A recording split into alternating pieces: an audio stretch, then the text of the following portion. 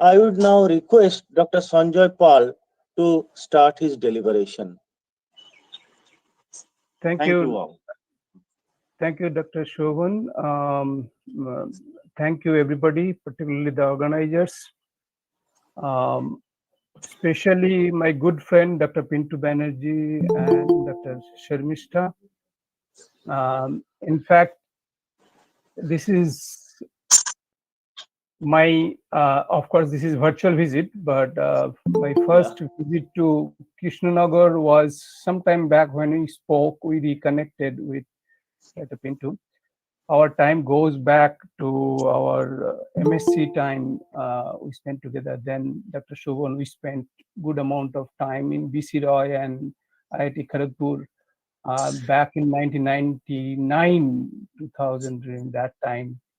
So it's great to see two of my great friends here, and I'm very fortunate. Particularly Krishnagar Government College, I have heard a lot about since my college days. It's one of the oldest as well as the most prominent college in Bengal. So some of my one probably you might be knowing, Dr. Ananda Shakar is from Krishnanagar Government College. He is a great scientist now in plant science in JNU.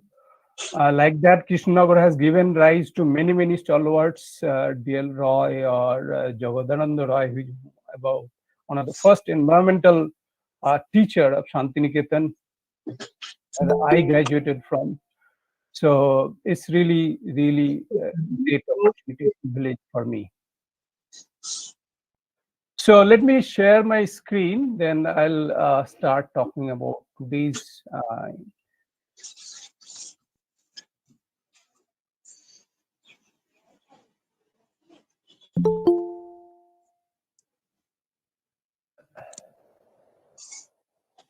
You can see my screen?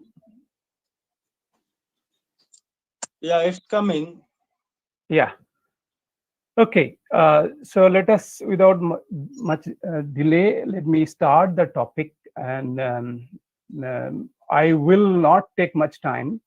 And I'll probably go bilingual because I know many of my students from Kerala are watching. So English is must and it's universal language. So I'll use that mostly. But being a Bengali and many of my family are watching too, and I also feel that mother tongue should be the medium of instruction. Unfortunately, we still could not get rid of English yet, but mother tongue should ultimately take.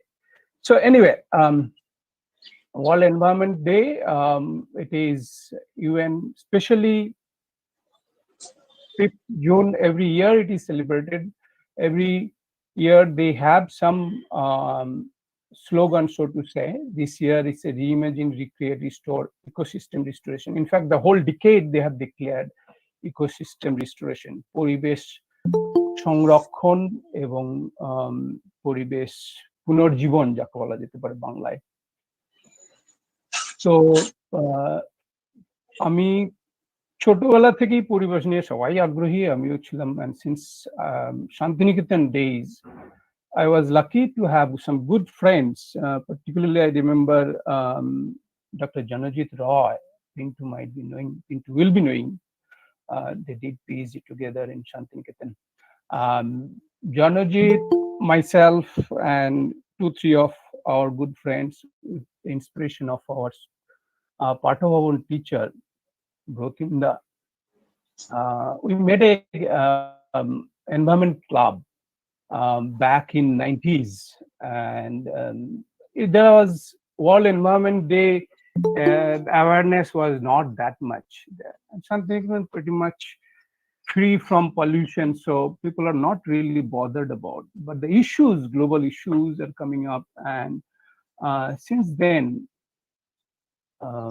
we have been working.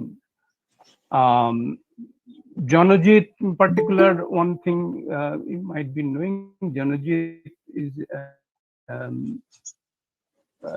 again, there is a relation with Krishnagar. Janajit is great grandson of Jagadananda Roy. Jagadananda Roy is Rabindranath Tagore's pick as a environmental teacher. Jagadananda Roy was a prolific writer in Bengali about environment, and he was also born in Krishnagar. He was struggling there, and that time Rabindranath Tagore put him in his Jamindari, and ultimately, when the Shantiniketan Brahmacharya Ashram started, he invited there as a teacher, and then later on he became really famous.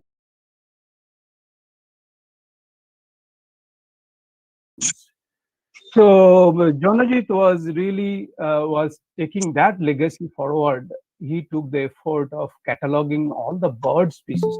Shantiniketan, there are a lot of migratory birds used to come, and we are probably the first doing that details.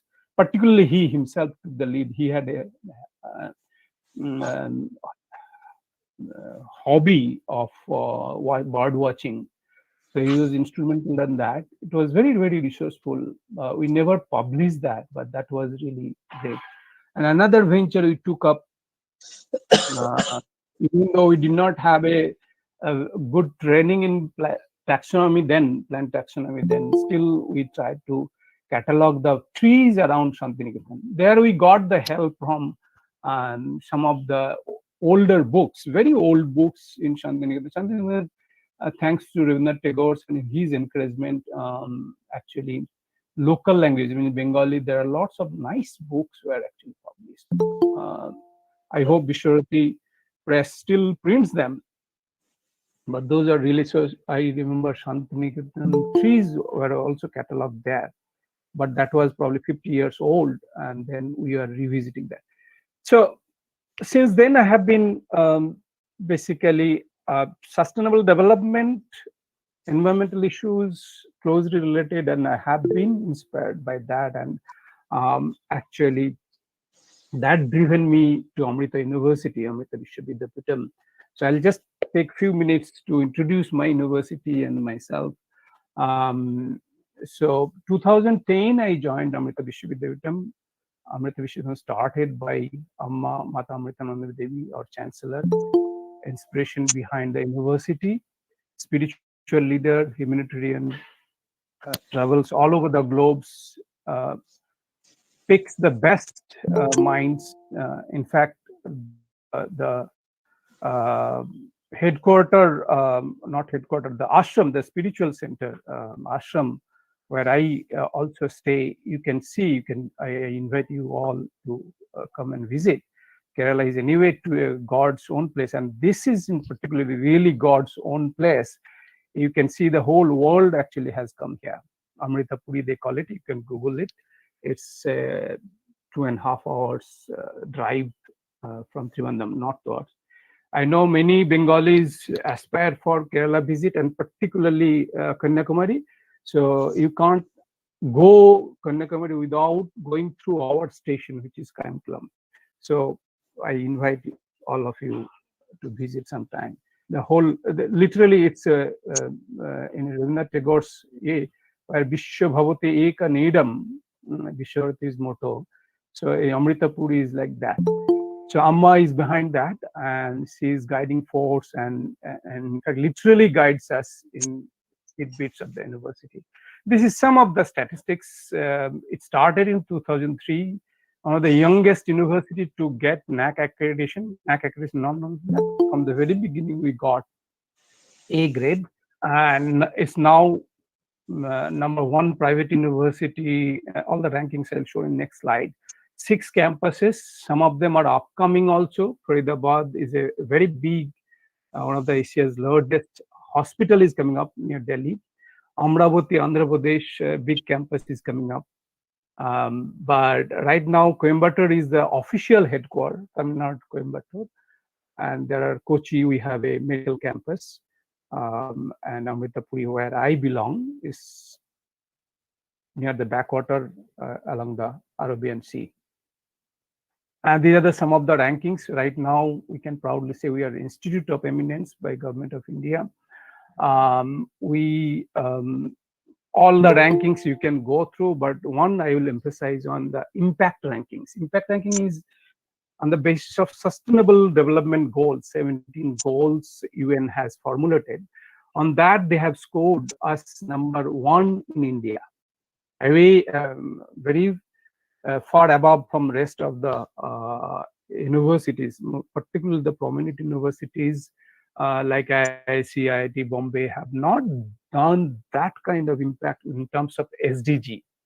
So that is really, this year it has been announced, and globally it's among the top 100. So this is really proud moment for us, and thanks to Amma particularly and our students. This is our School of Biotechnology. It's one of the smallest school in the university, but the strongest in terms of research and academic program. Our students are all across the globe, and we have biotechnology, microbiology, and last year we started one dual degree program that with University of Arizona. They have seen our program, so we are so they get in 2 years, they get 2 degrees, one from them, MS in cellular and molecular medicine, and along with MSc in biotechnology. These are some of the research for a cause. Most of the research has social angle to it, or I would say almost all.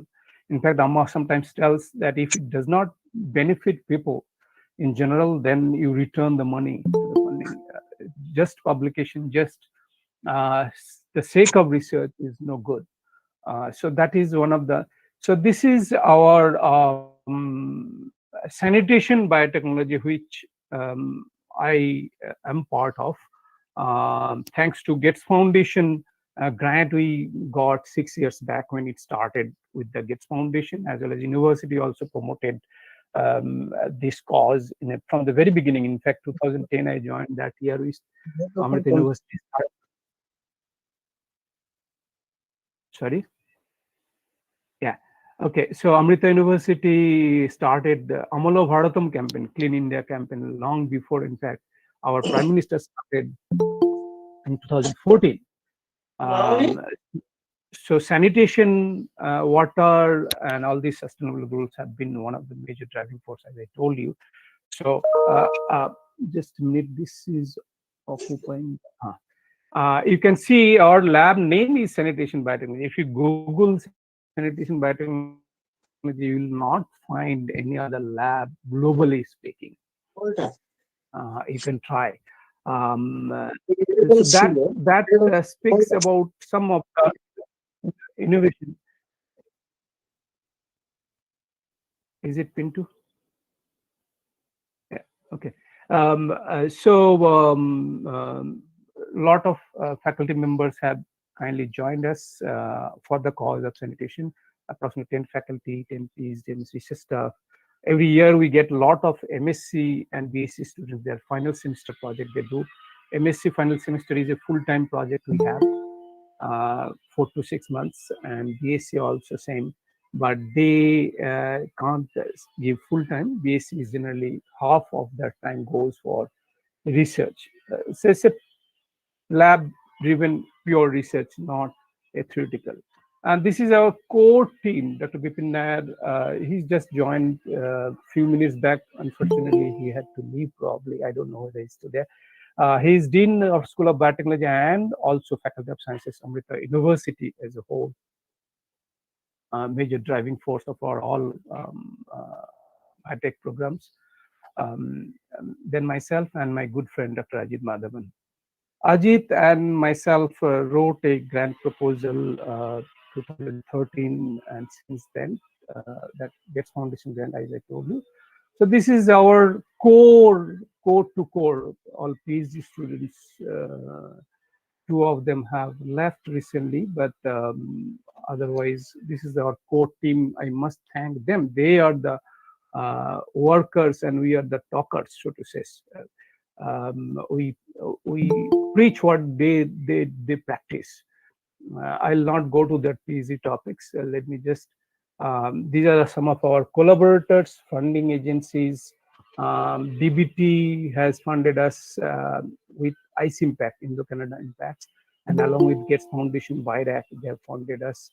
Amrita TBI through DST, we have got some fund, and then Tata Institute of Genetics and Societies is one on antimicrobial resistance, which I am also part of, which we collaborate with UC San Diego and NCBS Bangalore, and some of our good friends, particularly Columbia University, one of the very prominent environmental engineer is we are continuing the Gates Foundation project with them. Normally, Gates Foundation project is very short term. We got 2 years first, and then now with Karthik. And there are other partners. I'll not go to those. I'll just tell you in brief how did he come into this problem. I have graduated MSc in botany along with Dr. Pintu, and then went to Kharagpur MTech biotechnology and PhD also from there in plant biotechnology. So doing tissue culture, biochemistry. Later on, 5 years in US and America, more of a molecular biology of human extracellular matrix. But when he came back India, it was in my mind that what I did in postdoc is very easy to conclude that project, but that may not directly benefit the major causes. As I told you, that Sustainable Development Goals, previously they used to call it some other names. I used to go through the report since 1990s. UNDP, United Nations Development Program, have been publishing. And India's scorecard was really, really poor. That pained me a lot.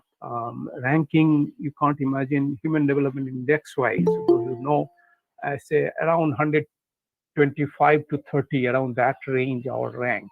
In cricket, in space, we are the superpower, among the top 5 probably. But in terms of total development, human development, that consists of education, longevity, health, and income. The 3 determinants, they make a score of that. And this is one score, which is actually the most striking one. This is, economists have pointed out, this is called South Asian enigma, not necessarily only India, Bangladesh, Pakistan. All South Asian countries face these things, that even though our income is high, our malnutrition challenge is huge. This is little bit old data, 2000. Since then we have improved, but the rank has probably not improved much. Relatively speaking, you can see the sub-Saharan Africa malnutrition rate much better than us, meaning half of us. Bangladesh is 48%, or the sub-Saharan Africa is 24%. Why it is so? That has puzzled me, puzzled everybody, and still people get puzzled with that. Some person has shown, Dean Spears, one of the economists, come activist based in Delhi, I met him some time back, showed that it can be possibly explained by the huge open defecation rate, unusual open defecation rate of India vis-a-vis other countries. So they have scored, this is the malnutrition rate, percentage of children who are stunted younger than 5 years old. And the x-axis is actually open defecation rate. So we have, this was again, I would say, data is 2012. Hopefully now the data have improved and our malnutrition rate has also reduced dramatically, but the trend was like that. So open defecation has, with high population density and rainfall, has made us susceptible to all kinds of enteric diseases, and thereby nutrition is compromised. There is some calculation which shows that we lose almost 6.4% of our GDP. I calculated our education expenditure in terms of GDP was 4% in 2004. So that's a huge loss, and majority of loss is 66% is diarrhea. That's enormous. So water sanitation is, as you know, is a major driving. So this is something that we are in a superpower in Mars mission. We're sending, we are space power, top 5, undoubtedly top 5. But Can we translate that? Or even mobile revolution, that's really great. But we don't have to see this mobile toilet. Can we create a toilet revolution? That is the question we posed in Gates Foundation grant. In fact, Gates Foundation grant name itself was called, they used to call it Reinvent the Toilet. So since that journey has started, we actually, thanks to our government of India's Clean India campaign, we are declared officially that we are open defecation free. But in reality, sanitation is more than toilet. Wastewater treatment, fecal sludge management, toilet usage, is statistics is not that great. So that's why we are now going for open defecation free to open defecation free plus, ODF plus, which emphasizing on this treatment side. And there are a lot of factors. I call it YAC factors and X factors. YAC factor means smell, infection, water availability. X factor, caste, culture, cost. So our A was that, can toilet earn money? Can toilet be aspirational enough so that people want to use it? This is with respect to Gates Foundation has been asking us to go for decentralized domestic sanitation installation. But if you extend these problems, sanitation is a globally universal problem, even in developed countries. I'll put some slides here to show you some of the emerging problem which is they're calling next pandemic problem. Aquaculture, lots of antibiotics, dairy, pig farming, poultry, where we use 80% of the antibiotic we consume. Human consume hardly 20%. 80% is consumed by this factory farm in developed nations as well. And as a result, we are getting huge antimicrobial resistance. So sanitation is the underlying driver in both. And there, basically, we propose that decentralized sanitation is the solution. Not only developed countries, but developing nations, where decentralized sanitation is primarily looked into for cost point of view. But if you think about antimicrobial resistance in factory farm, then there also we need to think about decentralized sanitation system, because people have shown that effluent treatment plant is the breeding ground of antimicrobial resistance in developed regions as well. In fact, hospital-associated infection is primarily driven by these huge antibiotic usage. In fact, last month we conducted one international big symposium where all the who's who in antimicrobial resistance joined, and the problem is no less than COVID-19 epidemic. So the proposal we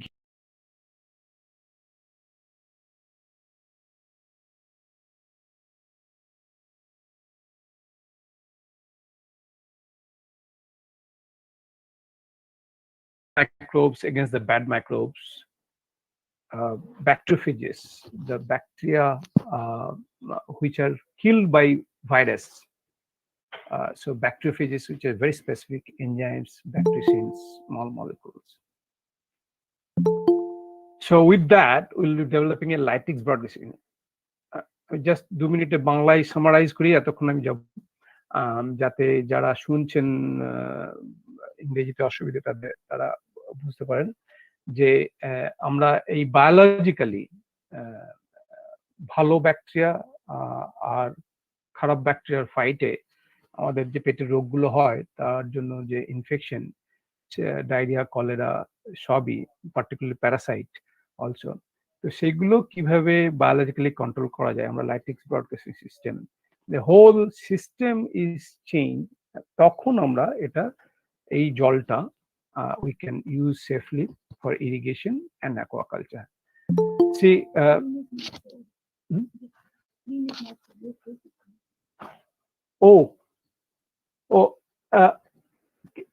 can you see my screen? No, sir. Your presentation. We are not observing your presentation.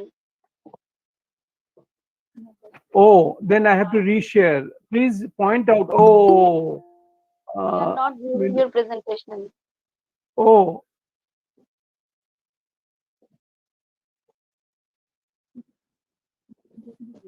Oh,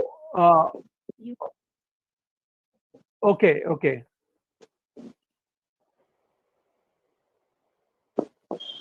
So I don't know how much you have missed. Hmm?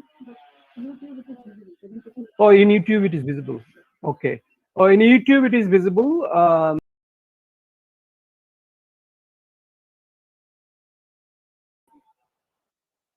Sorry for that. Suddenly, my wife told me that you are not, you are visible. Your screen is not visible. So please pin the presentations. Okay, so that is the kind of a science behind our all the work we do, all the projects we are doing right now. But I'll show instead of hardcore science some of the things we have done with um, mm, which are translatable aspect of it, particularly with the help of BSc and MSc students.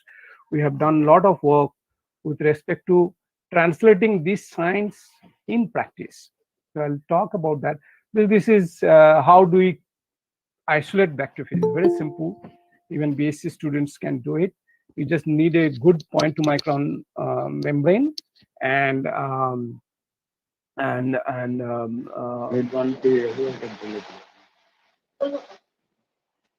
can you please mute the microphone?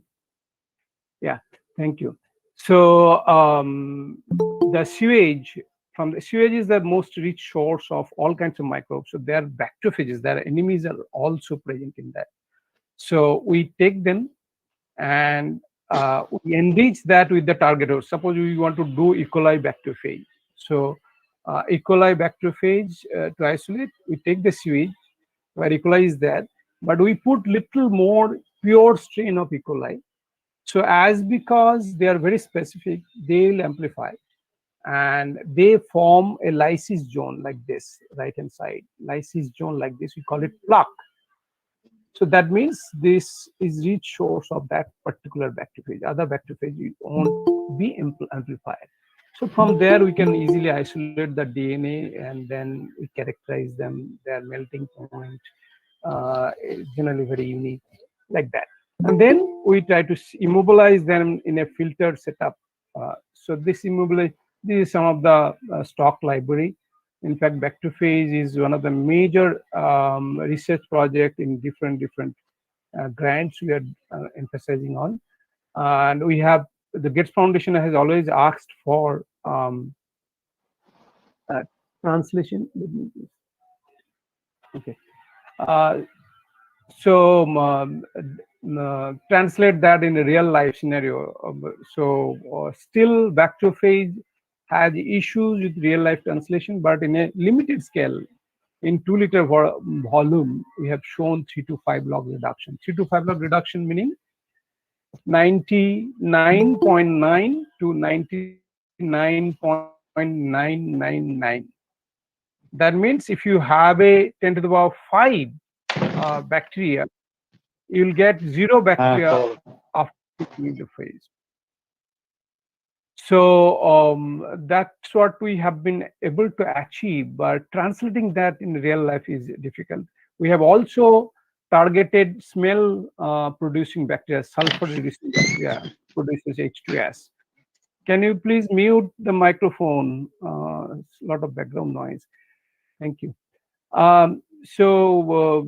We have shown, this is one paper we just got published, got accepted in one of the journal of environmental chemical engineering, chemical environmental engineering. So this we have tested that whether it is really targeting the sewage microbiome or it is affecting others as well. Good, there are in the sewage microbiome there are good bacteria, there are bad bacteria. Bhalo bacteria hoche, kharab bacteria hoche. So how do you target the bad bacteria? So we develop the bacteriophages against them and target them. And we have shown by next generation sequencing that actually their diversity, good bacteria, are not affected. The normal, this is one statistics is showing that control versus treatment, there is not much difference in terms of the diversity. Now, the challenge, as I was telling you, is in terms of their applications. How do you produce that? Industrially speaking, you need lots industrially produced. Otherwise, how do you apply that in toilet? So we proposed initially that we'll have just like a Harpic solution you use in your bathroom every day. You will be using same thing, but the industry has to take up. So what we are thinking about, and industry has really not taken up yet, because it's a dramatically different technology, and hardly anybody in the world basically work on this. There are some attempts, but none of them have been successful. Globally speaking, there are probably 2-3 labs that are still working on this bacteriophage application for sewage treatment. So that's the challenging. So till the industries come up to scale it up, we have to think some other ways, take the help from some other biological control agents. So we have thought of, can plant roots can be used? Plant roots are good agent because plants as such is a green, and plant not host human pathogen generally. So the plant root associated bacteria, and plant bacteria are generally not pathogenic to human. So this is a typical microbiome engineering scope we have. In one side, we are targeting the human pathogens with the bacteriophages. On the other side, you are replacing with the good bacteria of the plant associated microbiomes. So there are a lot of scope. Some of the work we are collaborating with NIPGR, Dr. Anand Sarkar is right now in JNU. So I'll not go to those details, but right now I'll just focus some of the work I did with our BSc and little bit of MSc students. Very simple things. And I was telling other day, Dr. Pink, one of my vested interests, so to say, to talk to you people, getting help and getting this idea across, first of all, that this kind of phytoremediation, plant-mediated cleaning up the polluted environment, and on the other hand, also taking your help to go further in the research. There are lots of research questions we are nowhere there. Even developed countries have also not worked on, because this is not their priority. Sanitation is not their priority area. Unless this antimicrobial resistance like problems come up, they will never seriously think about it. So we have to take the lead, and that's why probably we are chosen, even though Gates Foundation has recruited all the top guys in US, like Columbia University, we can never think of collaborating. But because the problem of sanitation is India, they are forced to take us as a partner to implement the problem. So basically, we are lucky that way, that some of the problems are very unique to developing nations. So only developing nation scientists have to solve those. So choice of plants, we did this is largely students project, BC students project, better growth. So what we do in the sewage, which plants grow faster? First we map those, then we choose some randomly. Some of them are well established in literature, water hyacinth, Brahmi, we worked out. Nobody has done that much of work. Azolla, Pistia, some of them literature is there, not so much. So the parameters we look for, that which we can grow better first, then they reduce pathogens, they are beautiful, aspirational, so that people will like to grow them, economic value, and preferably local, well adapted to local climate. With that, there are lots of experiments we have done. I will not go to those details. Their viability, then whether they are able to reduce coliform count. Best 2 log reduction in some of the cases we got, 2 log means 99%, which is good, but not good enough, because bacterial load itself is about 4 to 5. So we need 2 to 3 log reductions. But if we apply along with the bacteriophage filter, then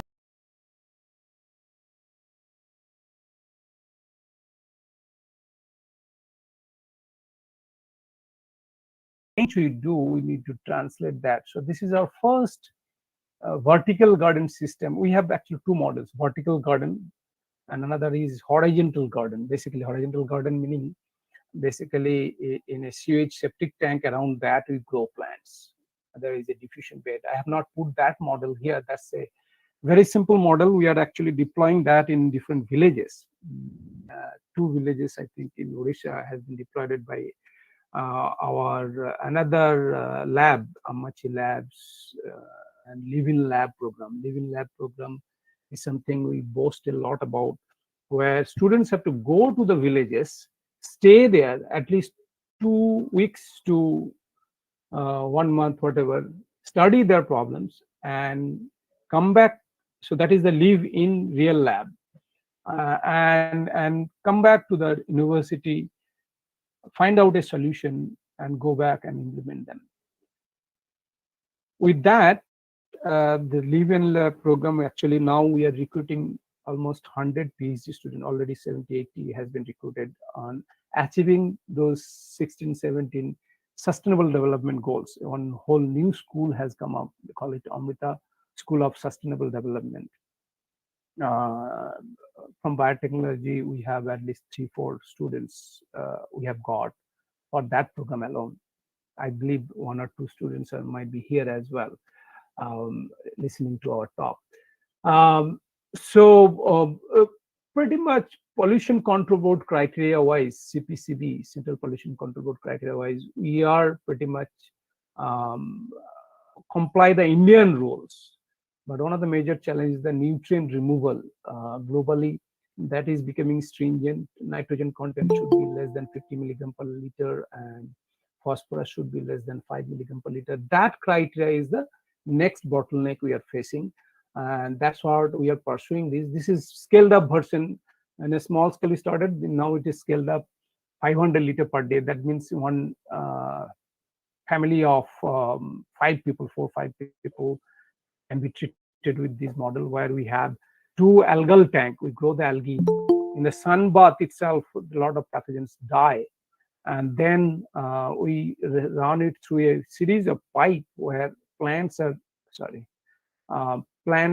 put up, many different plants, some of the choices I've told you. And then the wastewater, the treated water comes, we grow ornamental plants. Right now ornamental plants, but we actually aspire for growing vegetables, particularly which you can grow safely. You don't have to eat raw. Banana is a good candidate. In fact, we have done that. Banana and colocasia, kochu even kola. In fact, the kola is very tasty. We have tested that, and there are evidences. If somebody is interested, we can show that.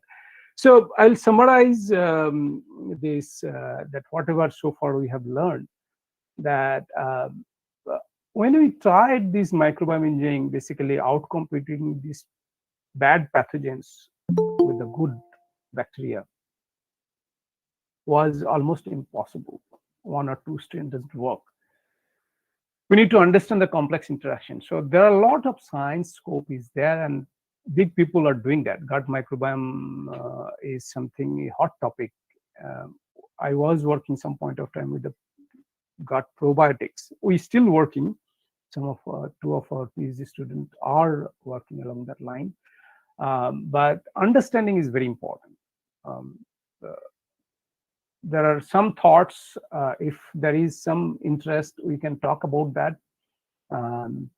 Otherwise, so right now we are focusing on plant root microbiome engineering in one hand, looking for plant probiotics, Pseudomonas fluorescens, and rhizobacteria, and use them as biofilter beside phages. Dr. Pinto might be remembering that one of our earliest MSc projects, special paper project, was a rhizobium isolation from some of the tree species back in Shantiniketan, our special paper project. That was our initiation in laboratory research. I must thank my teachers there. Then algal bioreactor, particularly we are looking for algae which can remove the nutrients. Filamentous algae is preferred, but we got one strain which has amazing property, but otherwise microalgae, and microalgae is now also being shown that promote plant growth. So that interaction is a very vast area which we are starting with one PhD student. Hopefully that will be. And theoretical side, many times we take the help of our computational people, IT people. Automation is one thing I have not shown you. We have automated so that these particularly NAC factor, what do you call it, yak factor, that this is a fecal waste content, fecal wastewater, black water. So naturally filling is not that great. So you don't want to handle that manually. So we have done set of automation scope, and we'll be further working. So we work with a lot of interdisciplinary areas. So similarly, one of my colleague has been helping me text mining using biological natural language processing languages, clustering microbiome data to understand the ecological interactions of different microbiome. So in one hand, there is a lot of scope in good science and a lot of scope in translation. Both can go together. So I'll just come to the restoration thing a little bit so that it does not seem out of context of in terms of Environment Day celebration. And this scientist, Dr. Thomas Crowther, very young superstar in ecology, I would say, publishing like mad in Nature, Science, and all big short.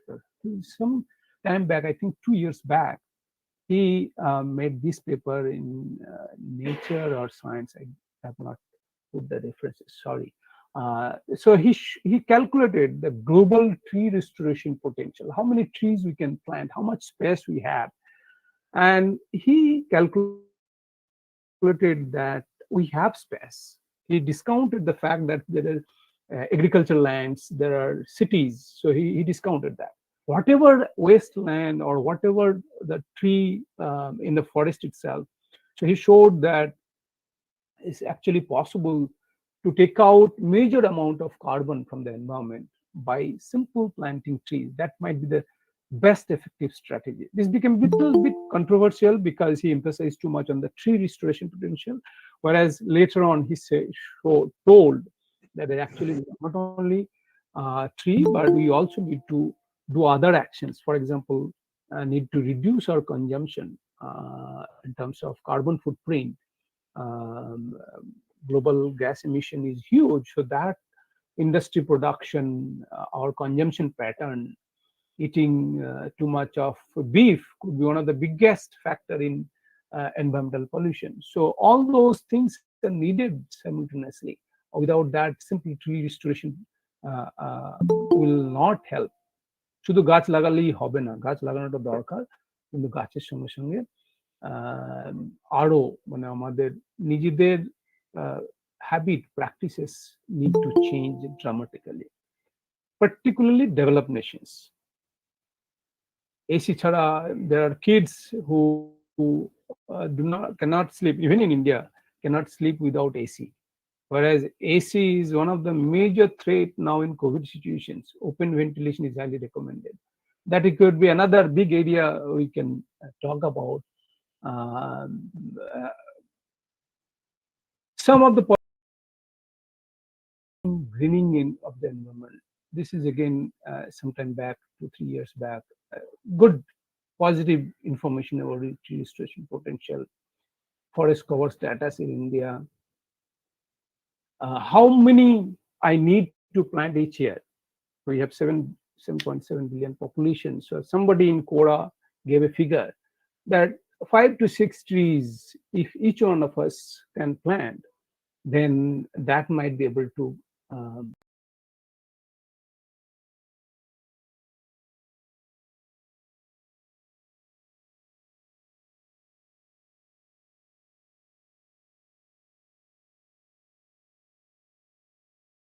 tree. In fact, Amma has, in all her public program, all across India and abroad, she makes it a point to talk about environmental issues. Uh, um, Basically, she's way ahead of us in many different. So every program I myself have seen, she's, instead of donating some money, or she does that also, but she's nowadays donating plant seedlings. So that has been, and I'll come to that. How she says that we are no different from the environment. In fact, she's saying that we don't have nurture nature. Nature nurtured us. We just don't interfere that. We love the nature. To be united with the nature. So that is the main inspiring message, I would say, in all Environment Day. No better than that. So one thing I was telling, that what is the space? So that actually gave us this kind of inspiration. Vertical forest in Milan, Italy, which can be one model to emulate. They advertise that's a home for trees that also houses humans and birds. Home for trees that also houses humans and birds. এটা গাছেদের বাড়ি, সেখানে মানুষ এবং পাখিরাও থাকে। দুটো tower আছে, the two towers that are respectively 80 and 112 meters high, 800 trees equivalent to 30,000 square meters of woodland. If you create a forest, that will require 30,000 square meters, whereas this multi-storied building, using the vertical space, they have replaced that with just few meters. 3,000 square meters of vertical land, vertically, so that becomes. And water is largely, you need water and nutrients for the plants, largely drawn from filtered effluent from the towers. Delhi has more than 5,000 high-rise buildings, which are more than 100-meter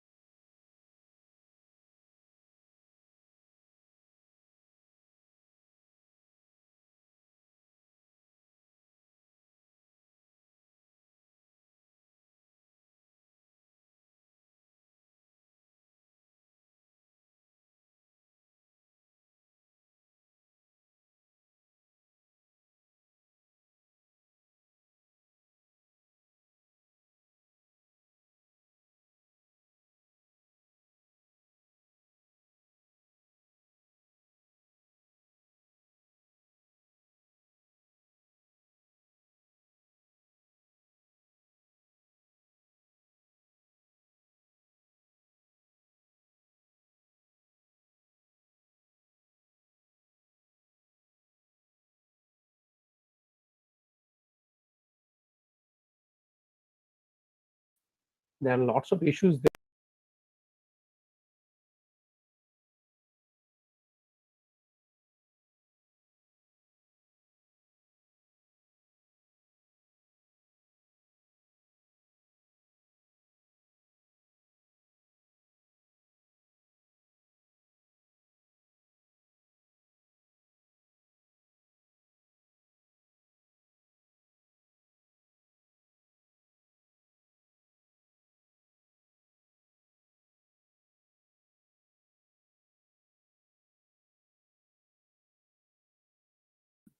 So that also R&D science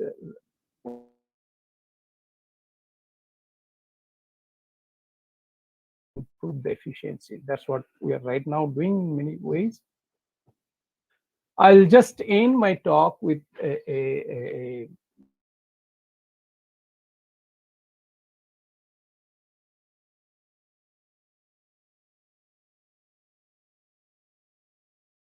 and particularly I'm interested. One project we have, Gates Foundation has asked us with Mexico and Durban University. I'm done, almost done, 2 minutes more. So mapping that, we have got some small amount of money for that. So we don't are not helmet experts. And in Kerala, we don't get helmet infection in fecal because they get albendazole dose, so sanitation happens. Then wastewater flora and fauna mapping is another very important. Root microbiome, which I'm already working with Dr. Ananda Sarkar in NIPGR, which a lot of work can be done. Algal bioremediation is another area. Aquatic plants with economic values, which can be used for nutrient removal. And help can come from A to Z, anybody, not necessarily only biology. With that, I'll end here. Thank you very much. And I'll part with the message of Amma. When you have a loving and compassionate attitude towards plants and trees, we can learn to listen and understand them. Just morning, I received this nice message. So thought of this is the best message probably we can give today. Thank you very much. If you have any questions, I have to leave by another 10-15 minutes because I have exams are going on, so exam duty, but definitely 10-15 minutes on question answer. Hello. Yes. Hello. Am I audible, Sanjay? Yes. Sanjay, Yeah. I am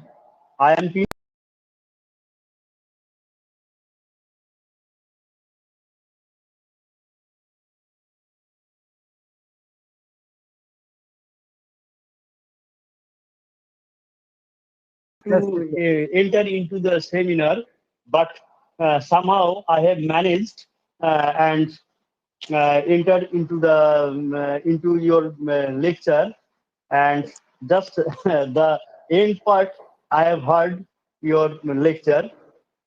So now I will take the privilege to introduce you. They already know me. Don't worry. No. Just like the environment.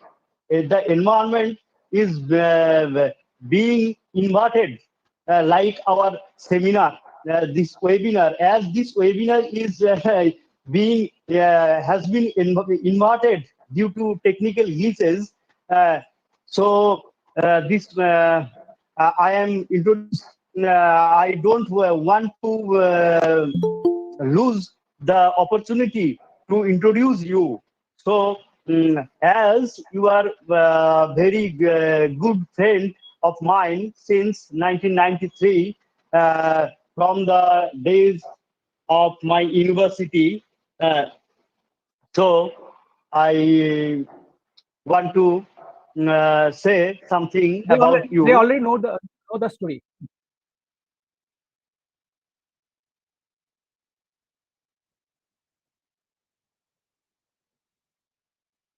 I think including our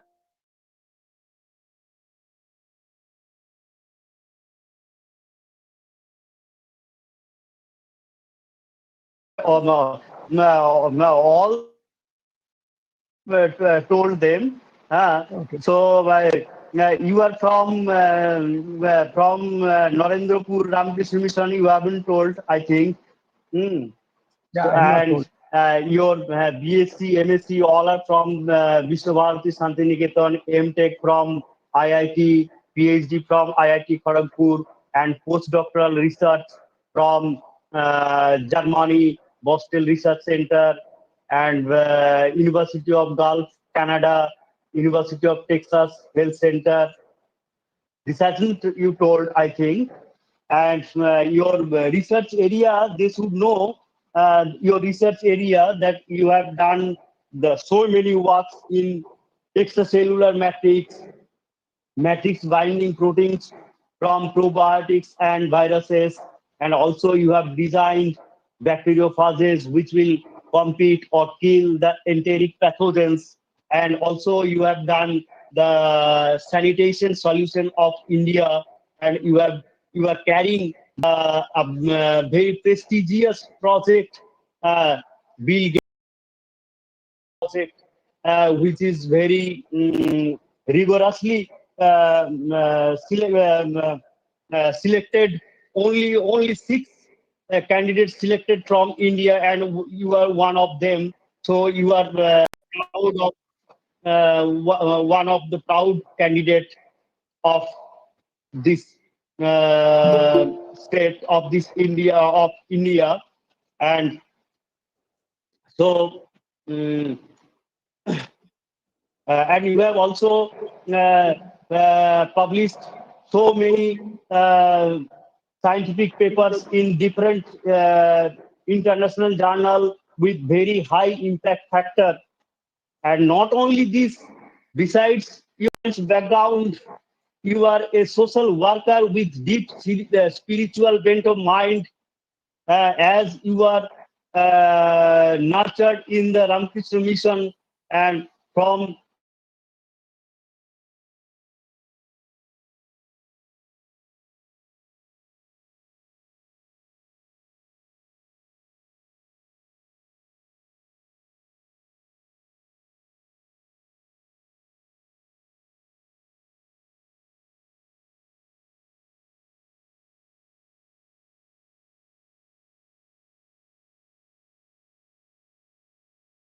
biological background can contact with this eminent scientist, Dr. Sanjay Pal.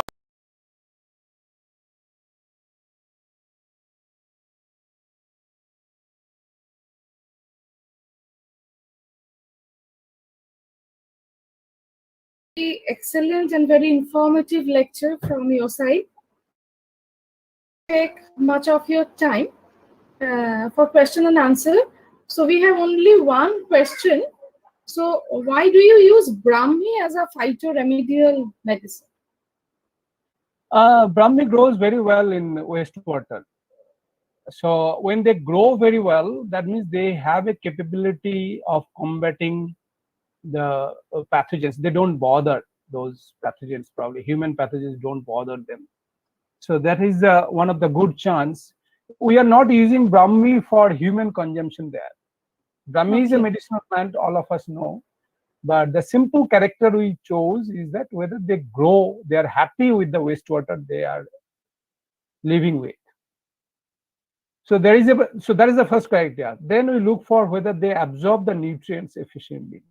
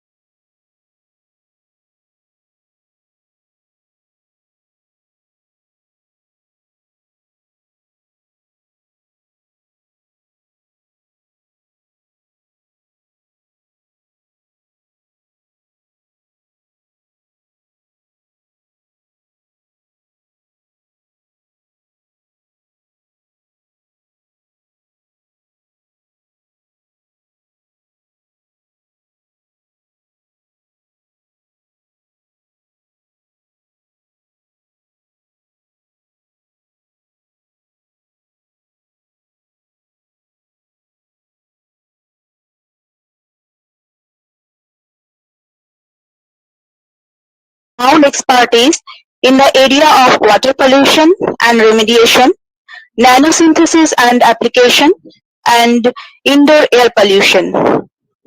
It is hard to mention his every single accomplishment because they are a lot. He has acted as a reviewer for 15 different journals. Some of those are Chemosphere, Journal of Hazardous Material, Chemical Engineering Journal, Environmental Earth Science, Journal of Water Process Engineering, Journal of Applied Science. Till date, he has successfully completed 10 research projects funded by UGC, ICAR, BRNS, and DST, and has supervised 13 PhD students as well. He has 185 research publications in various reputed journals and number of book chapters in the field of environmental science. Today, he will be sharing with us his expert opinion on the aspect of environment. So we welcome you, Dr. Mondal, to deliver your presentation. It is now over to you, Dr. Mondal. Please.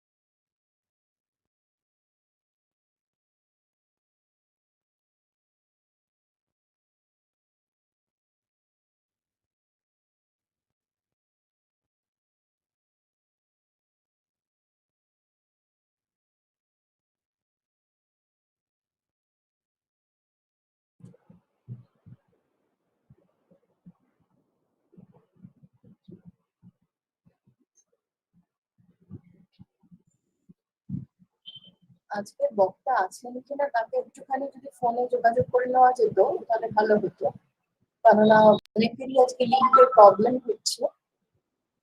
কিন্তু তিনি join করে আছেন কি মনে তো হচ্ছে না। যার ইন্ট্রোডাকশন দেওয়া হলো, উনি যদি লেট হয়ে যান তাহলে সেক্ষেত্রে অন্য কোনো গুগল অ্যাকাউন্ট থেকে জয়েন করলে সুবিধা হবে। হ্যাঁ মানে একটু যে অ্যাকাউন্টে ইনভাইটেশন পাঠানো আছে সেই অ্যাকাউন্টগুলোতে বেশি সমস্যা হচ্ছে। ফোনে একটু যোগাযোগ করে নিতে হবে মনে হচ্ছে ওনার সঙ্গে, কেননা মনে হয় ডিসকানেক্ট হয়ে গেছে।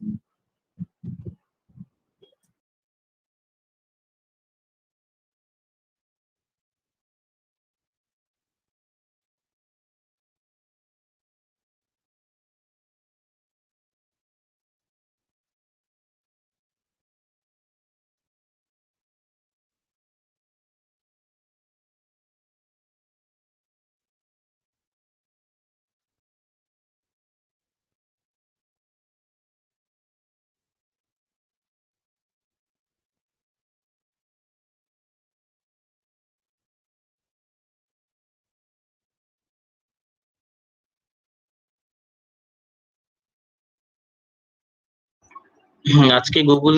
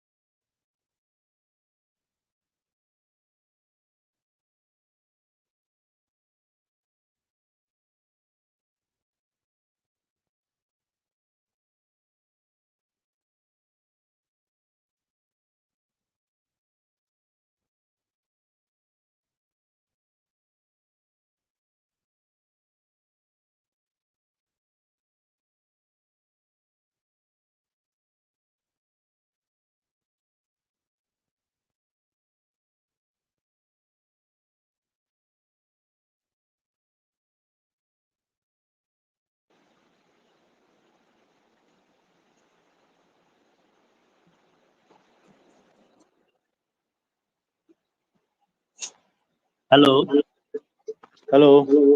হ্যাঁ শোভনদা, হ্যাঁ আচ্ছা উনি একটু পরে করছেন, নবকুমার মন্ডল। আচ্ছা হ্যাঁ, আমরা ডক্টর অনির্বাণ পাঠককে জয়েন করাচ্ছি। হ্যাঁ হ্যাঁ হ্যাঁ হ্যাঁ হ্যাঁ ঠিক আছে। হ্যাঁ হ্যাঁ ডক্টর পাঠক জয়েন করতে পেরেছেন? হ্যাঁ হ্যাঁ হ্যাঁ, ও এক্ষুনি জয়েন করছে। আচ্ছা আচ্ছা আচ্ছা ঠিক আছে। ওইটা দিচ্ছি।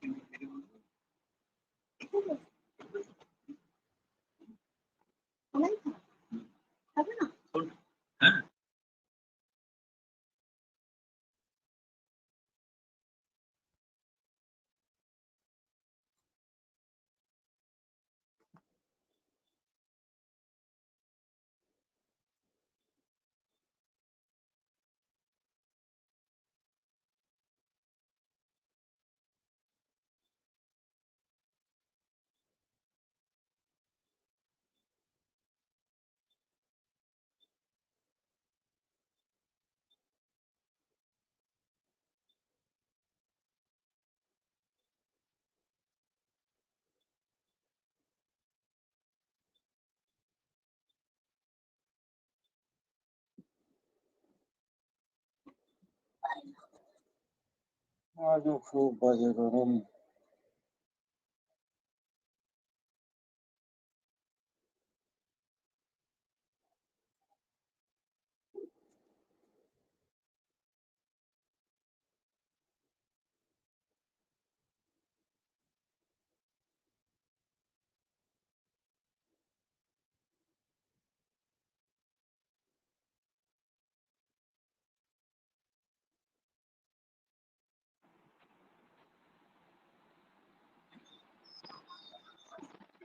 হ্যালো,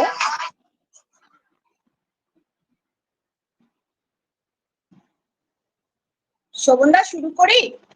হ্যাঁ হ্যাঁ হ্যাঁ Anirban, can you hear me? Anirban? So I start over here. It is my great pleasure to introduce Professor Anirban Pathak, who is a friend of mine. Professor Anirban Pathak, FNSC FIETE, is a theoretical physicist. He did his PhD from Rishabharati, Shantiniketan, India. Subsequently, he was a postdoctoral fellow in the Fairy University, Berlin. He joined JIIT, Noida in 2002. At present, he is actively involved in teaching and research related to several aspects of quantum optics and quantum information on quantum cryptography. He is a fellow of the National Academy of Sciences, India, Institute of Electronics and Telecommunication Engineering, and Optical Society of India. He is a visiting scientist at Palaki University, Czech Republic. He is also a member of the editorial board of Quantum Information Processing, Springer Nature. He guided 6 PhD students and has a number of post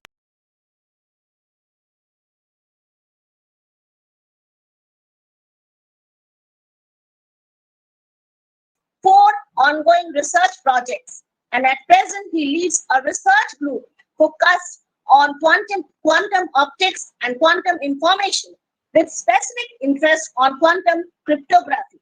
He has also completed several DST and DRDO funded projects, and at present he has ongoing projects funded by DST and DRDO. He has an active research collaboration with different research groups in India and abroad. He is a recipient of 2017 Sri O.P. Dasin Award in the field of electronics and information technology. Here I welcome Professor Pathak to say a few words on environment as viewed by him as a theoretical physicist. Dr. Pathak, please carry on with your research and your topic. Thank you, Sharmistha, for elaborate introduction. And before I start, I would like to thank the organizers for inviting me. And I as the last sentence of Shormishka told that to speak about my research, but I work on quantum computing, quantum information, which are not really connected to environment day. But when Dr. Pintu Banerjee and Dr. Sharmit Samarthi invited me to speak, then I thought that I will take this challenge. And as the topic suggests, my topic is environment from the point of view of a theoretical physicist. So normally the physicist, of course, there is a complete branch of physics called environment physics, but I don't work in that domain. And so it will be different, and it will be actually a perspective from a theoretical physicist, how he looks at environment. So theoretical physicists are just like common people, means they have their own way to look at it. So let's expose to that. Let me start my presentation.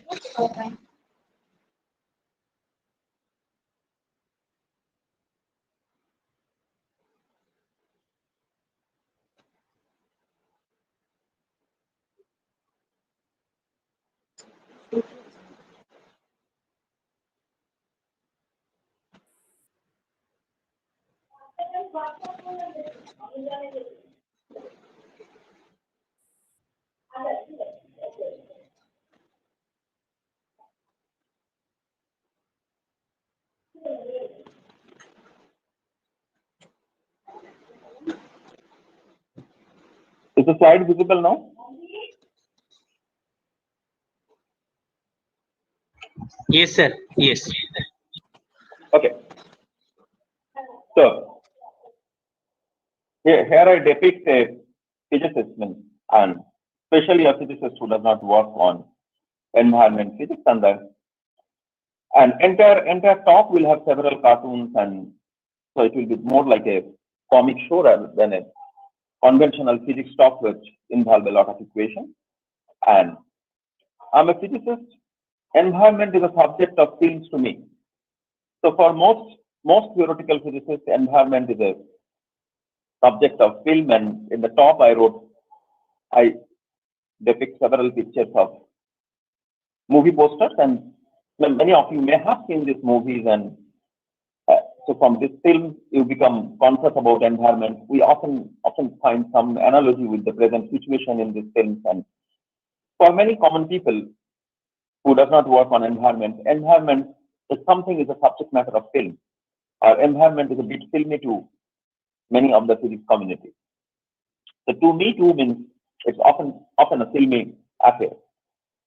Well, but it's nice experience to speak on such a filmy things to in a kind of a dramatic manner to an institute which is celebrating 175 years. So I begin with my way of looking at it. So this is the second cartoon of a physicist, and you can see that what he is saying. You have taken a risk by inviting a theoretical physicist to talk on environment. So that's always risky to invite a theoretical physicist to speak on something which is not directly a theoretical physics. And Dr. Banerjee and Dr. Marty have taken the risk on, so you all are in this risky situation to listen to a theoretical physicist speaking on environment. Why is it risky? The theoretical physicist thinks everything in an ideal manner, a theoretical manner. So there is a common joke. How many theoretical physicists does it take to change a light bulb? So the answer is two. One to rotate the bulb one to hold the bulb and the other to rotate the universe. So this is how we usually think the community of crazy theoretical physicists. And it's always risky to ask them to talk on something practical of the nature of environment. So you may have a crazy experience in upcoming slides, but before I promise that everything will not be filming. So although my first slide, I show you that we often take experience from film and develop our understanding of environment from the films, and especially about global warming and such issues. But let the talk not be too filmic. Oh. Apparently, I violated my promise immediately in the next slide. The left-hand side still shows a filmy affair. So those who cannot read Bengali, so in both, there are two movies, one from for the old people like us, means who are familiar with this character, Golpo Holo Shokti, this is by Tapan Shina. The word Golpo Holo Shokti means it's a story, but it's true. The lower one is also a film with the same title, Golpo Holo Shokti, that is, it's a story, but it's a true story. So, inspired by this film, so although I promise that I will not make my talk filming, inspired by this, I describe a true story. So another story, which is in Bengali, you can say that Golpo Holo Shokti. So the story is depicted in the cartoon in the right. So this is an event that happened in 1994 at Los Angeles. So in the Los Angeles city, there was an earthquake, and post-earthquake, there was no electricity, and it was after midnight and just before early morning, so before the dawn, and many people went out because normally in earthquake you go out of the house and then they suddenly observe there is something in the sky, something very unusual in the sky which they have never seen. So they all were surprised, and this was the situation. A guy is calling emergency. We are in danger. Here is a UFO. Please send army. The UFO stands for Unidentified Flying Object. Nobody has ever actually detected UFO, but there are many stories that people have seen UFO. So they depict analogy, and they found an analogy, and they call that there is an UFO. We are in danger. Please send army. Some other people call an emergency service and say, a mysterious object just caused an earthquake. They thought that this object has caused earthquake. Please send disaster management team. The people were afraid. They called almost all possible emergency numbers and for help. So what actually happened? So it was an earthquake, and post-earthquake, people were outside and they observed the shocked residents of the city gathered outside. There was no electricity, and observed a weird object in the sky. They were afraid to see the mysterious cloud overhead and called all emergency services. The question is, what was it? So this was a story which really happened in 1994. But what was it? And how is it related to the World Environment Day? So let's answer that question in the next slide. So this was neither UFO nor anything like that. The weird object that was observed in the night sky of Los Angeles in 1994 was our Milky Way. The Milky Way is a galaxy. Our sun is a simple member of that. So you see, initially people used to believe that universe is, or the solar system in principle at that time, that was the perception of universe, is geocentric. Earth is in the center and all the planets, stars are moving around us. But then we gradually understand that we are in a part of a heliocentric system, that sun is in the, and this sun is part of a galaxy. So which is a spiral galaxy, which looks like a spiral, and the sun is a very ordinary star. So and our galaxy is called Milky Way galaxy. The spiral galaxies are very common. So in one of the common arm, almost in the middle, nowhere near the center, sun is located. And in the classification of the stars also, sun is somewhere in the middle. So we are just an ordinary member of the ordinary star in Milky Way galaxy. And Milky Way galaxy, like a patch of light, can be seen very easily from any place in a dark sky. But the problem is that darkness has become rare. So it is very difficult to find a dark place at the moment. So especially in the cities like Los Angeles, even almost 30 years back in 1994, the light pollution was so much. There was so much of a stray light in the sky that citizens had never seen Milky Way. So that's a problem for us also. If I want to, there are many astronomical events happen, and being a physicist, I'm interested about those events.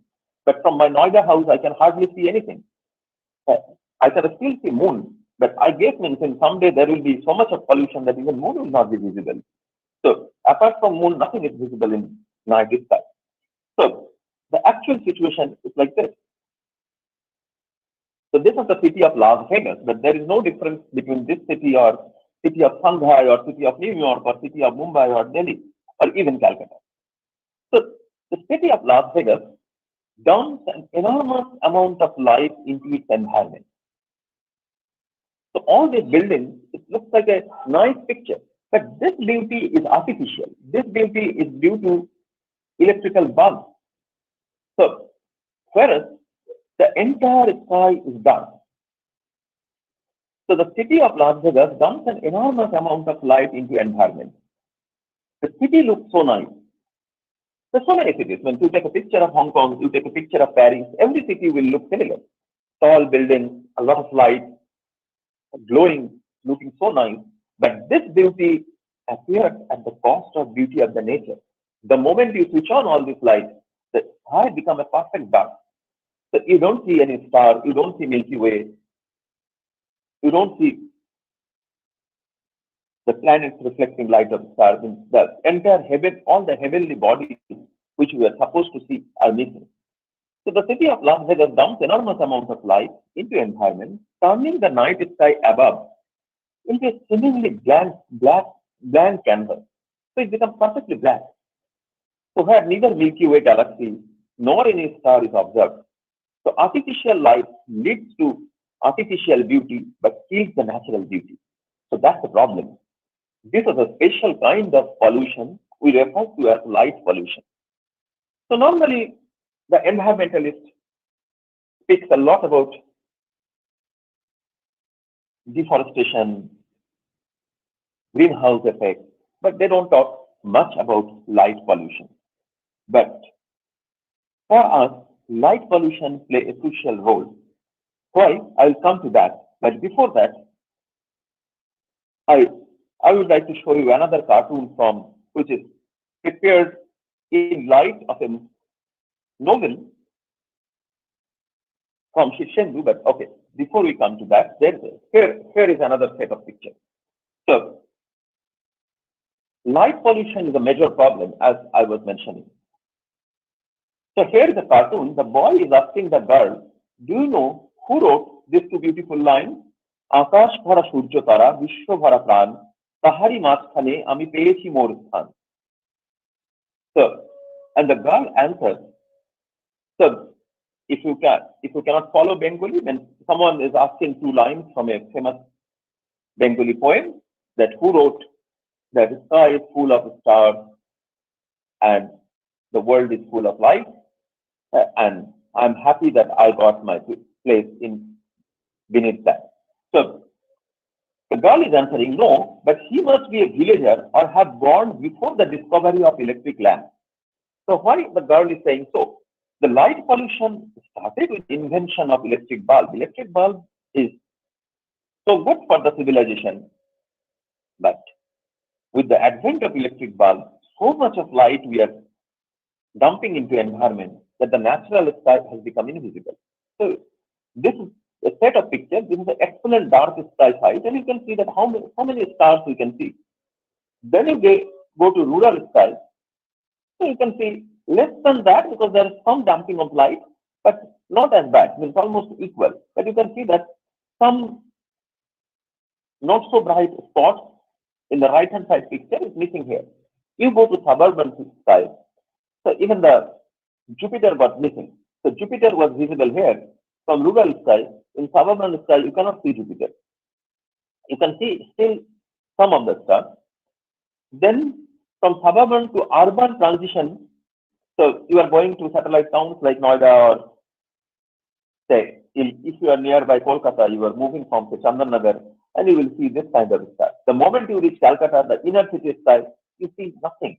So if you look very closely, then you will see some kind of spot here. So that was all here, so visible so nicely, and it becomes so. If you just move from outside to a city, the star changes in this way.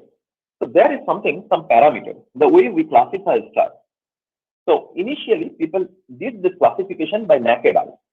So the brightest star, the brighter the star is, you give a magnitude. So what we can see by naked eye, people classified the star into 7 classes. So a magnitude 7 star is very faint. So a magnitude 6 star is 2.5 times, actually 2.51 times brighter than the magnitude 7 star.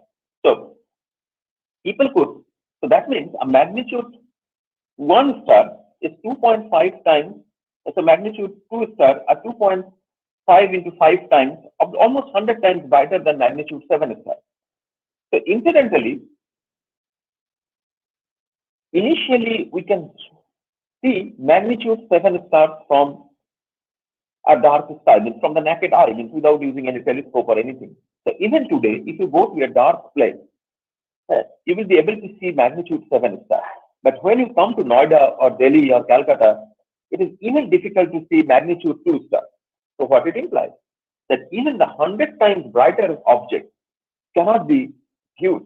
So the entire beauty of heaven, entire beauty of universe has disappeared from us because of light pollution. So this has not only drawn attention of theoretical physicists like me, or who face problems in their professional thing, this leads to many nice visualizations in Bengali novels. So a few years back, in a puja special issue of Ananda Mela, Sharadiya Ananda Mela, Shishchandra Mukhopadhyay wrote a children novel. There was a character. So you know that Shishchandra Mukhopadhyay always creates amazing characters. So one such amazing character was a hawker. So what he used to hawk. So that we depict in this bilingual cartoon. So the man is saying same in English and Bengali. Andhokar chai andhokar, 10 takai 5 liter andhokar. Or in English, sell darkness for sale. 5 liter of darkness in 10 rupees only. So all the astronomy enthusiasts, all people, be professional or amateur, who are interested in heavenly bodies, stars, and all these things, they will be happy to buy as much darkness as possible. We want to see sky, and the light pollution has stopped us from viewing that sky.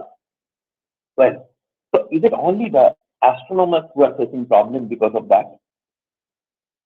So in introducing me, Sharmistha told that I'm a quantum information worker. So I work on quantum cryptography. I work on things that how to communicate a secure information from one place to other place. So there are many ways to do that. And one is satellite-based secure quantum communication.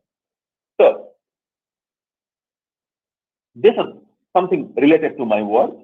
The picture above, where you can see something is written in Bengali.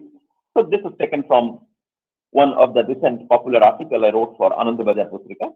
And in the bottom, this is a Chinese experiment. So satellite-based quantum cryptography was in much news because China was successfully did an experiment that China was able to establish a key between China and Austria. So the lower one is showing the Chinese station, and you can see the beam. Here is not much light pollution, and these are the devices. This is Chitra, my former student, and Abhishek was my former postdoc. So they were working there, but that's not the point. The point is how this thing works, the satellite-based quantum communication. So suppose we take a situation that here is Kolkata and here is Delhi. So in Kolkata, I made a telescope, so which will receive the light which is coming from the satellite. And Delhi also we established, these are called ground stations. So there is one ground station in Kolkata and one ground station in Delhi. So if you want to send a message in secure manner, you need a key. So how is it?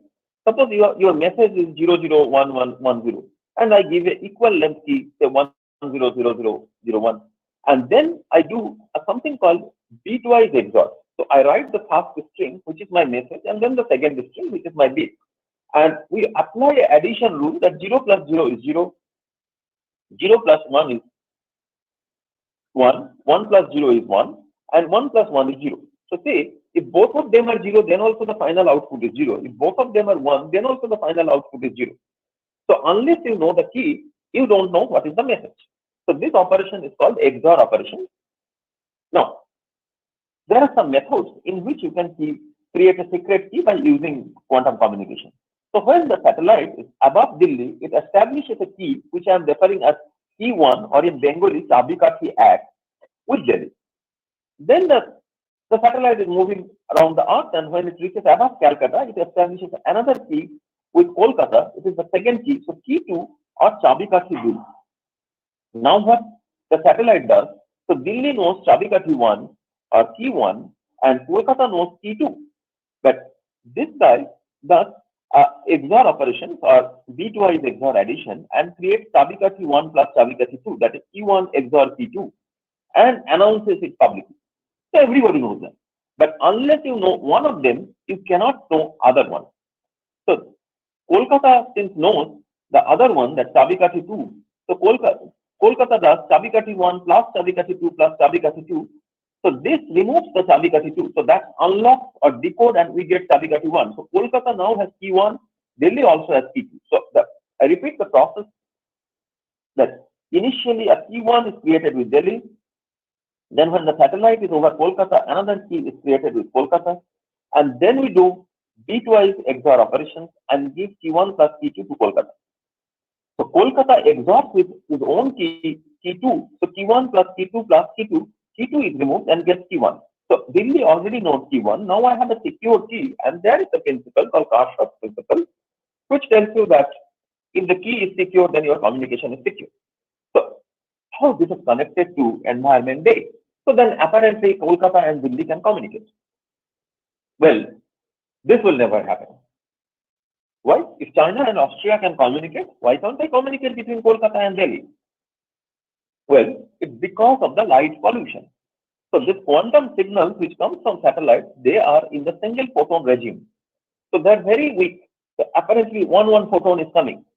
So such a photon cannot be detected from places like Kolkata or Delhi where the light pollution is so high. So same is true for China also. So this communication cannot be done by between important cities. Means it cannot happen between Shanghai and Beijing. So both are extremely light polluted. So what it is done? So there is a ground station which is far from China, far from Beijing, in some remote place, in some village, and there is a ground station which is far from Shanghai. And then those two places are connected by optical fiber, and the light for satellite-based quantum communication really happens between the places.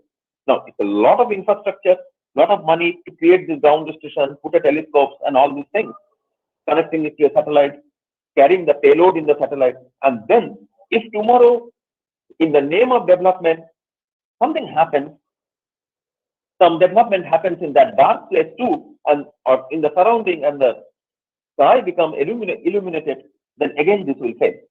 So for environment pollution do affect us, do affect our planning, and mostly light pollution. So India now has a national mission on quantum technology and application. It's a 8,000 crore mission, and we have planned to establish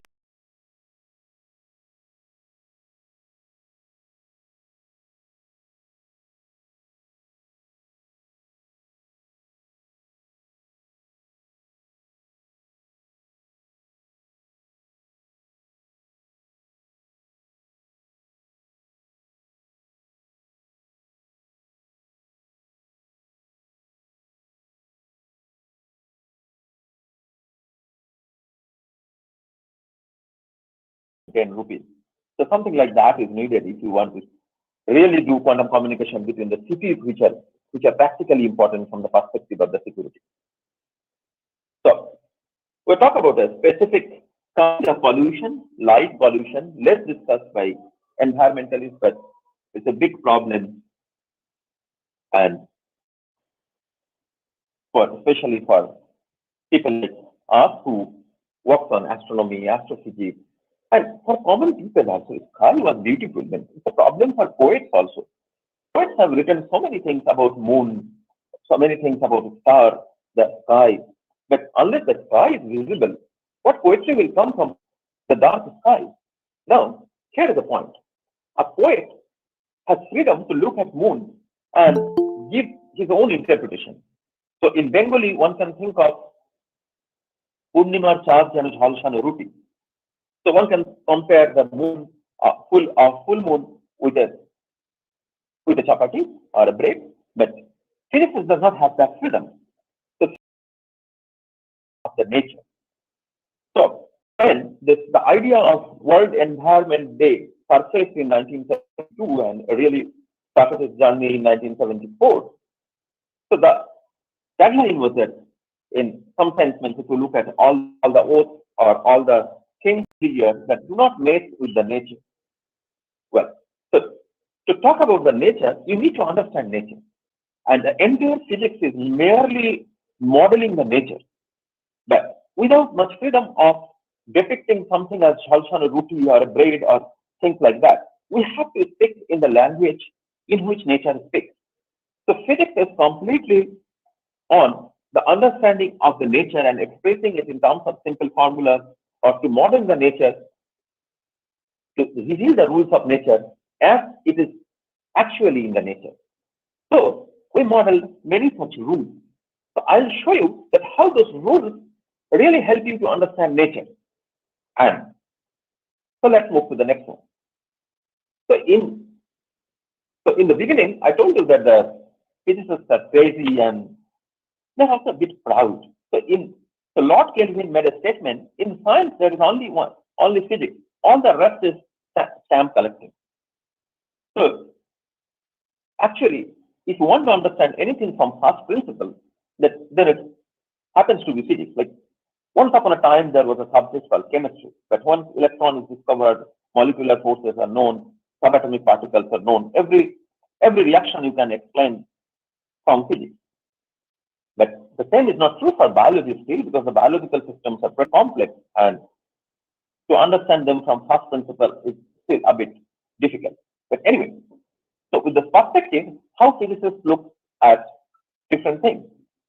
Do the physicists believe that everything related to environment is a part of physics also? So we are not talking about chemistry or biology here. We are talking about environment to a large extent. Yes. The physics answers, which environment induced genetic modification will go to the next generation. So actually, you are made of molecules. You are made of DNA. The way you look, the genetic diseases you carry, everything is encoded. Just like I was talking about cryptography. So in a cryptic language, it's encoded in the molecules which makes your DNA or sequence of that. So in your genetic sequence. So in this molecule, so you know that the alphabet is not 0, 1. The alphabet is now has four letters, A, G, T, C. And if you take any of the molecule and some kind of modification happens because of the environment into pollution or whatever it is, laser exposure to radiation. So you have to calculate the energy of the molecule. And who does this? This is done by Schrodinger equation. Schrodinger equation is one of the most important equations describing the dynamics in quantum systems. So you don't need to know the equations to understand this. And in nature, everything goes for minimum energy. If you drop a pen, it will go down. Now, what is the minimum energy of a molecule? So I have to write all possible interaction. All the electrons are repelling with each other. All the protons are attracting the electrons. If you write the entire potential and solve the Schrodinger equation, and then find out the energy. So if the environment-induced modification reduces the energy of the molecule, then this evolution will go to the next generation. Otherwise, it will be truncated here. So the change will not follow. So not only you can understand the environment-induced evolution in terms of Schrodinger equation, you can understand many common things related to environment. Say, using specific heat of land and ocean to explain the origin of sea and land bridges, which we will explain in the next slide. In fact, physics successfully connects, or the way theoretical physicists look at environment, that everything comes from the sun, and the energy that we are receiving from sun controls all the environment-related phenomena that we see normally in us. So to begin with, I'll start with a simplest possible example. The simplest possible example, and especially in Calcutta, you can often see that in the evening there is a nice airflow towards the city. So there are two kinds of bridges. So one is sea bridge, which is starting from sea and goes towards land, and one is land bridge, which starts from land and goes towards ocean or big water body like Ganga. So what is the difference? Why it happens? So as I told you, that to understand nature, you have to model nature. You have to understand the laws of nature. So that's how physicists look at it. So you see, there is a law which many of us have studied in school, which called H is equal to msc, where M is mass, S is specific heat. So specific heat is the amount of heat required to increase temperature of an object of unit mass by 1 degree centigrade. So if you take 1 gram of water and you increase its temperature from say 4.5 centigrade to 5.5 centigrade or 4 centigrade to 5 centigrade, then roughly the amount of heat you require is S. So if specific heat is more of something whose specific heat is more, it will require more energy to increase the temperature. And the one whose specific heat is less will take less energy. And the same is true when it is cooling down. So you see, the land has a less specific heat and water has more specific heat. Specific heat of water is about 1 and land has much less. So what happens that land becomes hot easily. So when it becomes hot, that energy goes to the air and the hot air is lighter and the lighter air goes up and the space is created. But relatively cool air is present in the top of the ocean and that flows towards the land. But what happens in the evening, the land, the opposite thing happens because the higher specific heat, it requires more time to lose the heat and the breach follows from land to ocean. Now, many of the environmental phenomena and why the sun is responsible because the energy which heated up the ocean or the land was arised from sun. So not only the tidal effect, all these things and even the more complicated things like the airflow, strike in the mountain, when it rains, everything can actually be connected with some simple laws of physics and also to this sun from where the energy comes. So it's all about specific heat. S in H is equal to ms delta T equation. But delta T is the temperature, change in temperature. Okay. Now, we talk about something more connected to. So detecting pollutants using quantum mechanics. So first I say that what is quantum? The word quantum means discrete. So in the left hand picture, I show a Bohr model, which most of you know that in hydrogen atom, in center there is a nucleus and the nucleus contains only one proton and then there is only one electron. The electron can be in n is equal to 1 level, n is equal to 2, the orbit 1, orbit 2, or shell 1, shell 2, shell 3, shell 4, shell 5, shell 6, and so on. And the lines which come, so everything that comes to n is equal to 1 from the upper string or Lyman series, so they all belong to different frequencies. So this one is nearby, so their frequency, energy is less, so frequency is less, so this has a higher wavelength. This has relatively less wavelength, this and so on. So different wavelengths we have written. So this series is called Lyman series, this is called Balmer series, this is Paschen bracket font, there are this kind of series. So how these series are viewed? So you excite the hydrogen atom and look at the light which is coming from that, and then you see this kind of spectrum. So here we have a mercury vapor spectrum, sodium spectrum. So these are different lines. So when we are looking at emission, there will be a dark background and we'll see some bright lines in front of that, and those will be the depiction of the emission spectrum. So when it absorption, then I have a bright background and there are in between dark lines which are the absorption spectrum. So independent of you are a chemist, you are a biologist, you are a physicist, you are a material scientist, everybody uses this. So even the astronomers, so I told you that astronomy is very interesting. So astronomers, nobody has ever gone to sun, nobody has ever gone to another galaxy, but we know what is made of. So how do I know? Who collected the sample? Who analyzed the chemistry? So it is all because of the light. We analyze the light. So for every molecule, these lines are unique. For every atom, these lines are unique. So these are like fingerprints. But why this fingerprint appears? This fingerprint appears because the energy is discrete. So unless the energy was discrete, then the discrete lines would not have appeared. So we should not have fingerprints. In a classical world, every energy is possible. But in quantum world, only certain energy is possible. So that means energy levels become discrete, and the word discrete means quantum. Well, so because of this inherent quantumness, we see discrete lines, and that gives me the fingerprint of the material, be it atom, be it molecule, and every atom, every molecule has a unique fingerprint. So looking at those fingerprints, I can tell which material is present there in a sample. So let us put the sample here and how much of that is present. So that helps me to identify pollutants present in different samples. So in our lab, we often check things, even for fun, and we often got signatures of hazardous materials in the common things like your Pepsi. You take a solution of detergent powder, you take a cold drink, and you can see that many of them have hazardous material greater than that. So we do it for just for a common interest, but professionals also follow the same thing to check that. So it's intrinsically quantum mechanics in the background or physics in the background, which helps you to detect the pollutants present in your environment. So you look at this. So this is the spectrometer, a common drawing. So here is a source, and there is a slit, and after that there is a prism. We sometimes put a prism, sometimes put a grating, but it's often made up of a pulse when it is inside a spectrometer. And there is a table which rotates it. So it slightly rotates, and that decides that from the next slit, which wavelength will pass. So this, because of dispersion or diffraction in a grating, different wavelengths get separated in different angle. And when I rotate it, then a particular wavelength passes through the slit, and then it goes to the sample. So if the sample has an energy level difference such that this wavelength or corresponding equivalent is lambda, then you know that nu lambda is equal to velocity of light. So you can find out energy h nu, and if h nu is enough to take the electron from one level to other level, then that will be absorbed, and here the detector will detect that.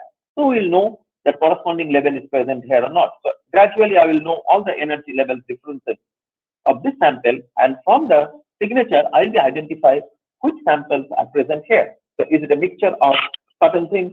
Is there lead in that? Is there more than the desired amount of mercury present in the sample? So pollutants are often detected by a simple physical technique which we call spectroscopy. So which helps us to design drugs, to design anything which you can think of, to know even the composition of the star.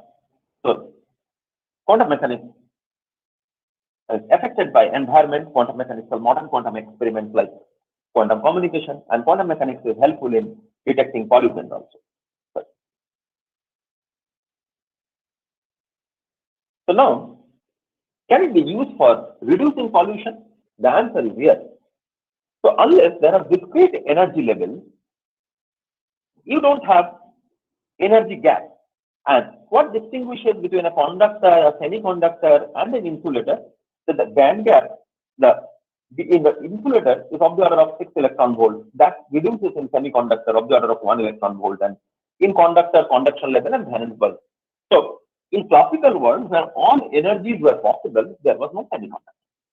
If there was no semiconductor, the worst part would have been there should not be any diode, transistor, electronics, your laptop, this Google Meet meeting. So all these things should not have happened. So these were actually part of first quantum revolution, and the kind of things which we do is second quantum revolution, where we use more weird properties to design quantum cryptography and such things. But I'm not interested in talking about our activities. Just think of that. The carry-on message is that unless the energy levels were discrete, as I showed in the previous slide in context of spectroscopy, there is no p-type level and n-type level semiconductor. There is no semiconductor at all. And unless there is a semiconductor, we cannot join p-type semiconductor and n-type semiconductor and create a diode. So these are p-type semiconductors. The carriers are missing electrons, or they are called holes. And there is a region in the connecting area called the depletion region, where the holes and electrons recombine and the corresponding energy comes out. And if that's invisible rings, then you make light emitting diodes. So many of you are using this kind of things in your household lighting system to reduce the use of energy. So when you are using an LED, you are actually using less power, and so you are causing less carbon footprint, you are causing less damage to environment. But beyond that, if you want to make a solar panel, the solar panel in this construction, you can see that there is a p-type silicon, there is an n-type silicon. So this has a character like a diode. So solar panels are actually set of diodes, or it is a semiconductor, and understanding of it do require quantum mechanics. So it is the quantum mechanics in an indirect manner which leads to the discrete energy levels, and that leads to diodes, light emitting diodes, which reduces the pollution, which reduces the power consumption, and it gets to an alternate way for renewable energy. It gets to solar panels where we use semiconductors. So to a theoretical physicist, the physics is responsible for detecting pollution and reducing pollution. So now, much of our environment is related to rivers. So this is my example too, how a physicist looks at a river system. And the man of, in some sense, is a hero of many of us, Professor Meghnad Shah, who is seen in the right-hand side. So Professor Meghnad Shah was the first person who started speaking of physics of river. So even in the river, can be understood, the flow, everything that happens to a river can be understood in terms of simple physics. So he tried to apply physics, he applied equations and suggested where the right kind of dams have to be prepared, where the barrage has to be prepared, how that can affect the local environment, and things like that. The flood is very common in Indian scenario. We can talk about a river in terms of physics. So in the river, there are many things. So there is the upper course, which is normally in the mountain, and you can see the river is coming out from here. So now you think of conservation of energy. So here the height is more, so the potential energy MGH is higher. So as the river is going down, this potential energy is getting converted into kinetic energy. And the river is fast. And now you think of something. You open the tap at your bathroom, and when the water falls down, so there's an equation of continuity. If 1 cc water comes in 1 unit of time, and then because of gravitational acceleration, the velocity is increased. So the volume should remain same. So the cross section will reduce. So when you open the tap, you see that cross section in the top is more, and then gradually it goes down and it reduces in size. So something similar happens. The river in upstream is always slim, but as soon as it reaches in the middle course, then because of the friction, it's losing its energy. There is no more potential energy to be converted into kinetic energy. It's losing its energy, and it has to carry, so its velocity is reducing. Kinetic energy is half mv square. So but it has to carry the water which is received in 1 second. It has to carry that in 1 second. So if velocity is less, then what you have to do, you have to increase the area. So that's the opposite of the tap. So if it increases the area, then it becomes wide. But gradually, and it is the responsibility to carry clay and other things which it is collecting, and then it reaches the flat plane. So I'm not going in detail, that's why Oxbow X are created. So if the strikes, you can think of this velocity vector that strike and that create this Oxbow X and the easier path river text. But then a situation comes when it does not have enough energy to carry all the clays it is carrying, and it has not yet reached ocean. So it cannot be stopped suddenly at a point. It has to maintain the equation of continuity. Then what happens? So here is a river, and you can look at the river, and the theoretical physicists often hypothesize things. So I can hypothesize this thing as a semicircle. So semicircle means half a circle. So this is this. So what is the area of this? So if we consider that from this point to this point, the diameter of this and the width of the river is 2r, then the entire circle would have been pi into 2r square. But this is a semicircle, so half of that. So its area is 0.5 pi into 2r square, which is 2 pi r square. Now you think that the river does not have enough energy, and the river breaks into two pieces.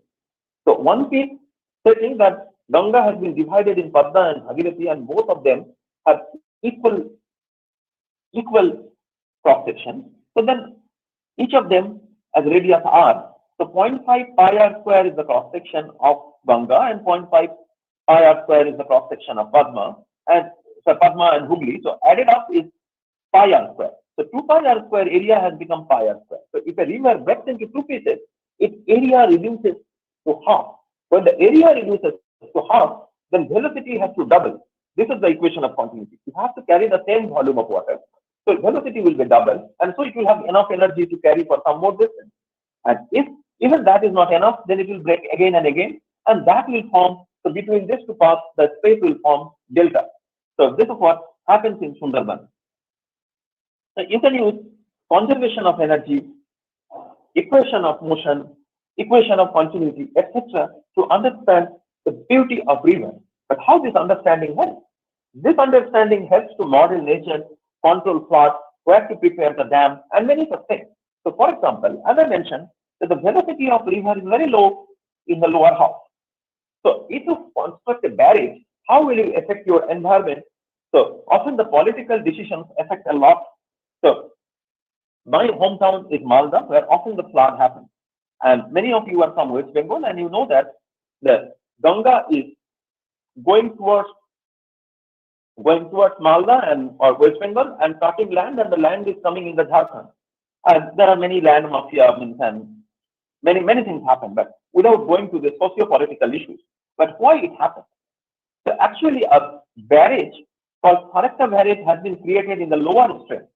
So if in the lower stream you put a barrage, in the lower stream you should always make the bridges like cantilever bridge, the double cantilever bridge like Howrah Bridge, where the flow will be automatic.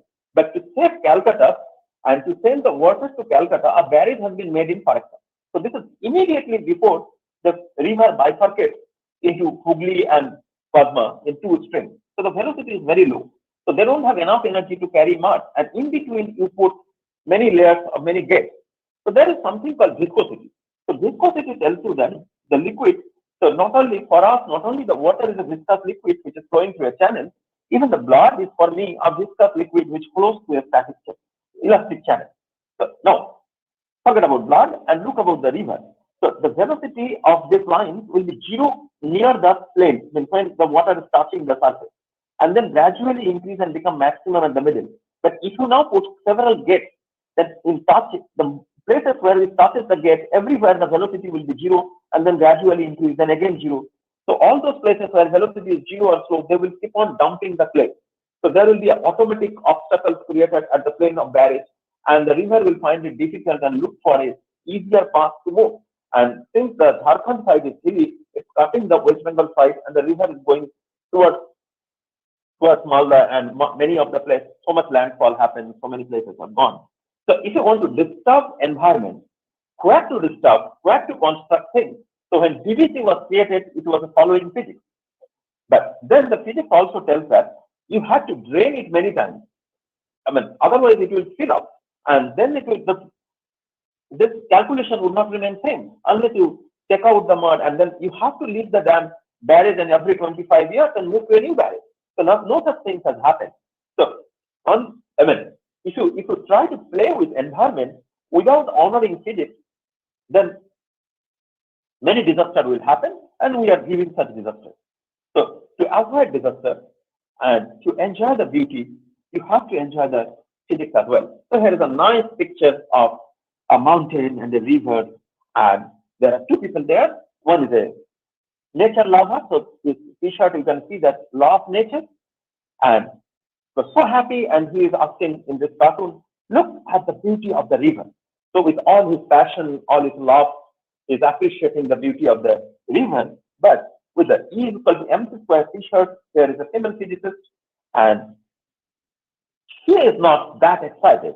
And she is saying, yes, I can see the river is converting kinetic energy to potential energy. That's what happens when it comes from upstream to middle stream. So it's actually potential energy to kinetic energy. It is written incorrectly. In the upstairs, there was potential energy. It is transformed to kinetic energy, and beautifully following the equation of continuity. So equation of continuity is that whatever water comes, the input output should be same. So if the velocity reduces, it will become wide. So it's becoming wider. So that's the approach physicists look into the thing. Of course, we appreciate nature, but we want to model nature in terms of our own equations. We not only find the beauty in looking at the mountains and the river, we do find inherent beauty when I can write it, the entire beauty of the mountain, river, in terms of two simple equations. So this is how we look at different things. And now I move towards another example. This is called black body spectrum, and I'll connect it to greenhouse effect. So here is a cartoon. So the boy is telling the girl, so the girl is a physics student here. So I know you don't like me, as I'm not as hot as John Abraham is. So you all know John Abraham. And so this girl is a physicist, and she thinks everything in terms of physics. So this may be in mind of many of the students who are listening to me, that many people think that they are not hot. But what is hot for a physicist? So the law is that anything which has a temperature greater than 0 Kelvin, so 0 Kelvin is absolute zero, you cannot have nothing lower than that. So if it is greater than 0, it is radiating all kind of radiation. So the girl is responding, come on, you are glowing. I'm a physicist, and for me, anything having temperature greater than 0 Kelvin is hot.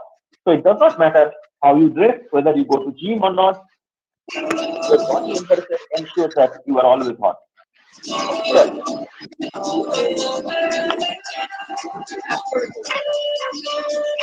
look at the right hand side picture. In the right hand side picture, there are a couple of lines. So one is for 3000 Kelvin, one is for 4000 Kelvin, one is for 5000 Kelvin, one is for 6000 Kelvin.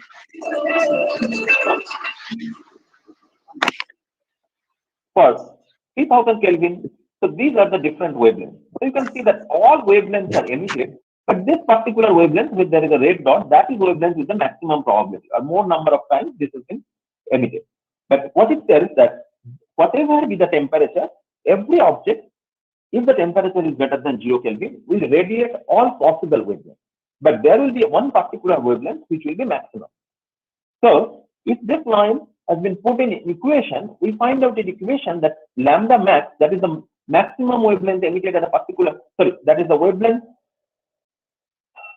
emitted with maximum intensity or maximum number of times the wavelength emitted is lambda max, and lambda max times temperature in Kelvin, lambda max times T is a constant. So that's a simple rule. And lambda max times T is equal to constant gives me a formula which is called Wind's displacement law. That's a simple law. So how this simple theoretical physics law is connected to nature? So we are coming to that. So in this context, I must mention that there is something called Stephen's law, which tells that the energy we emit is proportional to sigma T to the power 4, where sigma is Stephen's constant and temperature is capital T. But if and Krishnagar's law tells you that more or less you can view a lucid description of Krishnagar's law from the Bohr model I described. So the energy which will take the electron from ground state to first excited state, same energy will be emitted when it comes back from first excited to ground state. So whatever we absorb, more or less we emit that. So this, I'm ignoring the spectral broadening and such issue for the moment. So this thing helps me to understand from the perspective of theoretical physics, the greenhouse effect. So here is a picture of greenhouse effect. So as I mentioned, that physicists map everything to sun. So the sun gets energy, and that energy through greenhouse gas comes to Earth, and then partly get reflected from the cloud, atmosphere, partly get reflected from the surface. The surface absorbs certain things, and then emit some light or re-emit some light. So this re-emitted light again gets absorbed by the greenhouse gas, and the greenhouse gas re-emit or reflect, and this radiation is in IR, and this IR radiation returns back to the Earth. So now the first question is, why is it IR, and what is happening there? So we just make a picture that visible region, the electromagnetic spectrum is very long, and the visible region is very small, 400 nanometer to 700 nanometer, and just above that there is a region called infrared. So now, you think that I have already mentioned that there is a Wind's displacement law which is called lambda max is equal to B by T, where B is Wind's constant, 2.89778, and so it's about 2.9 millimeter Kelvin. So unit is millimeter Kelvin. So if you divide by T in Kelvin, then Kelvin will cancel and lambda max will be expressed in millimeters. So for Earth, average temperature is about 15 degrees centigrade. So there are places like Antarctica where it is 0 degrees, or less than 0 degrees. There are places like Siachen, and there are places like Rajasthan and Delhi where the temperature is close to 30 degrees. So on an average, the temperature of Earth is about 15 degrees. So I just, for calculation simplicity, I make it 17 degrees and call centigrade. So that becomes 290 Kelvin. So I put B approximately 2.9 and T approximately 290. So what I get is the lambda max is 1 by 100 millimeters. So that is about 10,000 nanometers, and we can see only up to 700 nanometers. So this is beyond that. This is in this region, infrared. The infrared is up to 1 millimeter, and we are at 1 by 100 millimeters. So this is greater than visible and less than the boundary of infrared. So this is in IR. So that means why the Earth, the first thing we answer from Wind displacement law, that why Earth emits IR.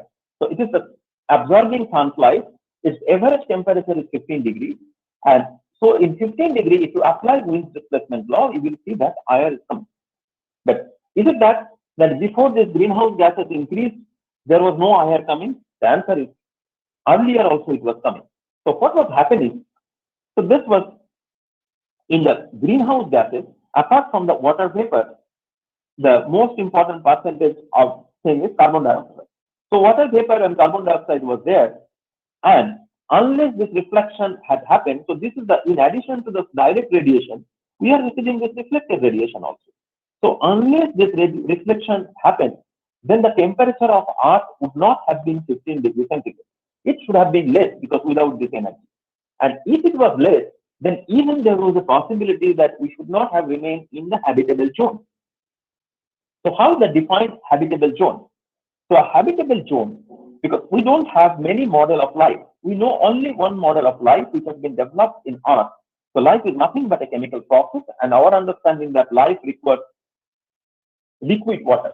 So the condition for habitability, even when we look for aliens, we look for habitable planets outside our exoplanets, outside our solar system. We look for such planets where the temperature is such that it's between 0 degree and 100 degrees. So if this reflected IR did not come from the greenhouse gas, so that the temperature will not be 15 degrees, average temperature will be much lower, and it may be that we were not in habitable world. So complex calculations I did not do, but it should have been much cooler. So initially, these greenhouse gases were there, and they were helpful in maintaining a kind of decent temperature in which life held here. The problem is that the greenhouse gas is increasing, and the increase in greenhouse gas is increasing this reflected light, and that's what's creating the trouble here. All the global warming, melting of glaciers, and such things are possible. So to understand it better, beyond the Wind displacement law, we show a few comic cartoons here. So in this cartoon, to understand the greenhouse effect, so first you look at that. So what I mentioned, that greenhouse gases were there and they were absorbed. So greenhouse gases have been increased over especially this is for carbon dioxide, which has been increased over the year. So from 1960 to 2020, and when that increases, then the amount of IR which is reflected back increases. So Earth reabsorbs. So the whole phenomena is just like a thin film. So the thin film here is my atmosphere. So this kind of experiment in optics class, every first year student does. So when you are doing neutron string or just a plain thin film, the similar things you observe in soap film. So a light is coming, it's getting one surface reflected, then another surface it goes down, reflects, partly transmitted, partly reflect back. This partly reflect back thing is the reflected IR which is coming back to us and reabsorbed and increasing the temperature. So now in the picture we show a girl and her favorite doll.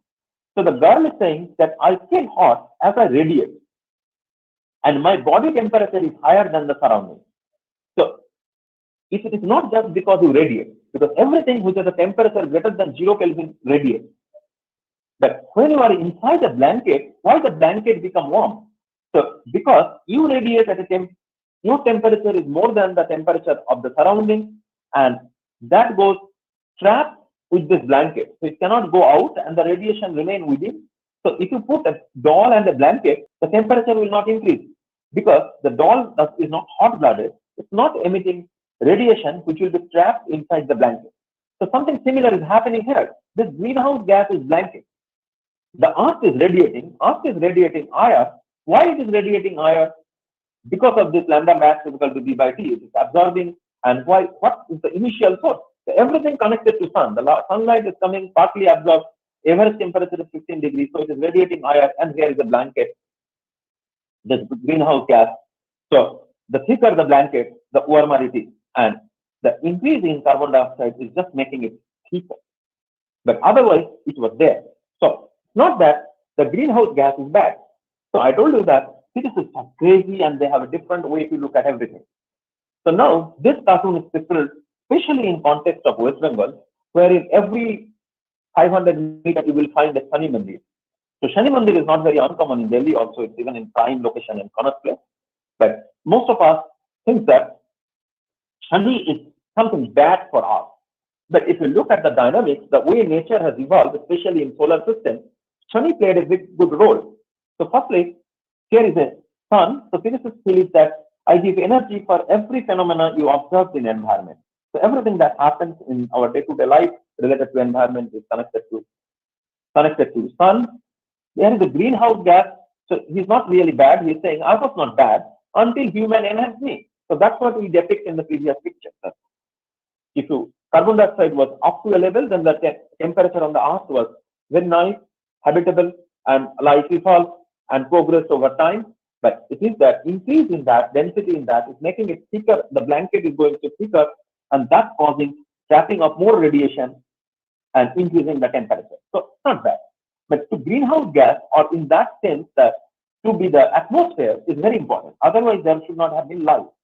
But initially, when in astrophysics, our solar system was under formation, it's from one disk, and Jupiter was formed relatively close from Earth. And the Jupiter is very big. It has a huge gravity, and it was pulling our atmosphere. So you see that Jupiter is trying to pull the atmosphere, but somebody else with a not as massive as Jupiter, but quite massive, is Saturn, and Mr. Saturn actually pulled Jupiter away. So Jupiter moved away from Earth, and its gravity reduces, and that's why our atmosphere exists. So you know there is something that is tricky. There is something called escape velocity. So if you throw a ball above, it goes up and then it returns back. If you move on faster, there should be a velocity when it will escape. So I need size is optimal, the mass is optimal, there should not be any atmosphere. So for a small satellite, there will not be any atmosphere. There is no, because the velocity of the gas will be higher and it will escape. So first I have to reach that optimal size. Then the Jupiter or such planets must be far away.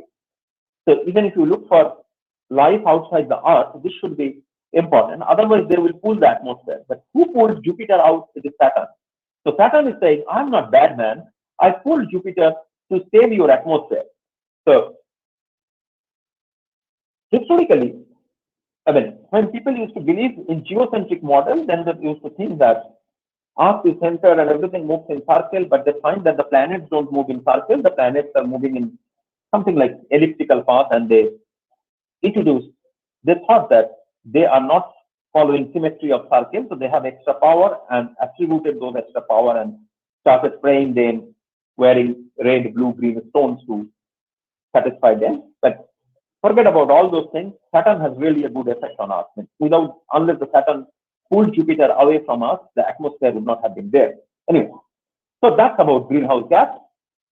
Now I come to I'll completely deviate from so far what we are telling that how physicists look. So I make a confession now. So in every paper of mine, which I have written recently, the word environment is present. But what do we mean when I write the meaning of environment to a theoretical physicist? So far, whatever I have told is now how I look at the conventional environment from the perspective of theoretical physics. But in a serious theoretical physics paper, when I write environment, I mean something absolutely different. So I just give a quick picture of that. So start with the cartoon. So here is a girl, and she is very happy, and she is telling a boy, a physicist has praised my beauty. She is happy that a physicist has told her that she is beautiful. So the boy is telling that the boy is anti-physics. It's not like theoretical physics. So don't believe them. Their words are often something else. Their words often mean something else. The girl was surprised. What do you mean? And the boy is telling, if he has used words like charm or flavor, that you are charming, or flavor to praise you, he has meant quantum number. He has not mean that you are charming or you have a flavor or things like that. So charm is a type of flavor quantum number. There are 5 flavor quantum numbers. So we don't need to go into that detail, but just we want to say that the common words which have meaning in literature may have different meaning when a theoretical physicist uses it. So then the girl becomes specific and told that, no, she has just told, so he is the physicist, he has just told that the environment becomes beautiful in my presence. The entire environment becomes beautiful in my presence. Then the boy understood what it means. The boy is saying, then he praised the beauty of everything other than you. So that's what his environment means to me. Everything, so when I study a system, say I'm studying a hydrogen atom, everything other than hydrogen atom is environment. If I am doing, so for the physicist, if you are doing particle in a box problem, so apart from particle in a box, everything else is environment. So this is how I look at environment. So here is a system. So I always write it in terms of Hamiltonian. So I write Hamiltonian H subscript S is my system. So this can be an atom, this can be a molecule, this can be particle in a box. And quantum things have a VR property. So quantum things can be, say, you think of an electron. Electron can be simultaneously in the ground state and excited state. The moment you do a measurement, it collapses either to ground state or to excited state. But even when you have not done the measurement yourself, it may interact with the environment. And so what is environment? Environment is everything other than the system and collapse. And that's the reason we cannot make a big quantum computer at the moment. That's the reason all the quantum technologies which are in progress are not yet ready for commercialization. So even for pollution detection, most sensitive detectors will be made using quantum technology. So quantum technology has some technological challenges, and the challenges come from environment. So anything other than system. So normally we write environment as a big reservoir. So reservoir in the sense that if anything goes there, it does not change much, but the system changes and they interact with the system. So HR represents the Hamiltonian of the environment, HI represents the interaction, and HS represents the system. So this is what environment to me. So what we did. So we first, this is called density matrix. So this describes the state of a quantum system. If I am interested to study this, rho S, I allow it to interact with the rho environment. So rho, this is the state of the environment, and I often consider this bath is made up of harmonic oscillators. And for several reasons, I don't want to go in deep physics, but I just allow the system to interact with the environment. And once it evolves, and then I do some matrix operation, or meaning which is called partial trace. Mathematicians and physicists will understand, but we just trace it out. So we trace out the environment and look that what is the impact of environment on the system. So here, environment is everything other than what I want to study. If I want to study a molecule, apart from the molecule, everything else is environment. So a realistic calculation will involve it. So even a biologist, you are doing a drug designing, solving a complex molecule is very difficult. And when you allow environment to interact, it becomes more difficult. So the usual tools which you use, Gaussian or Schrodinger, so they don't take care of environment. When you take care of environment, then what you have is called open quantum system. But now there are tools like QTIC which can handle this. But the end of the day, the message is that I allow the system and environment to evolve together, and then I trace out the system, trace out the environment and look at the environment affected system, how it will evolve. So the difference is that the environmentalists or nature lovers, they want to preserve the environment, and we want to trace it out. So in all theoretical physics calculations, we do it now in the modern days in open quantum systems. So for that, we write something called Dilbard equations and solve this in open quantum systems, but without going into Liouville-von Neumann equation, which is Hamiltonian times the density, rho dot, or such kind of mathematical things. Just the message is that there is a difference in the approach of environmentalists who want to keep environment and theoretical physicists who want to trace out the environment. So here is a cartoon depicting that I wish to preserve environment, the girl says, and the boy replies, being a theoretical physicist, I always prefer to chase it out and get rid of it. So we just want to get rid of environment. So I told you that it is risky to call a theoretical physicist.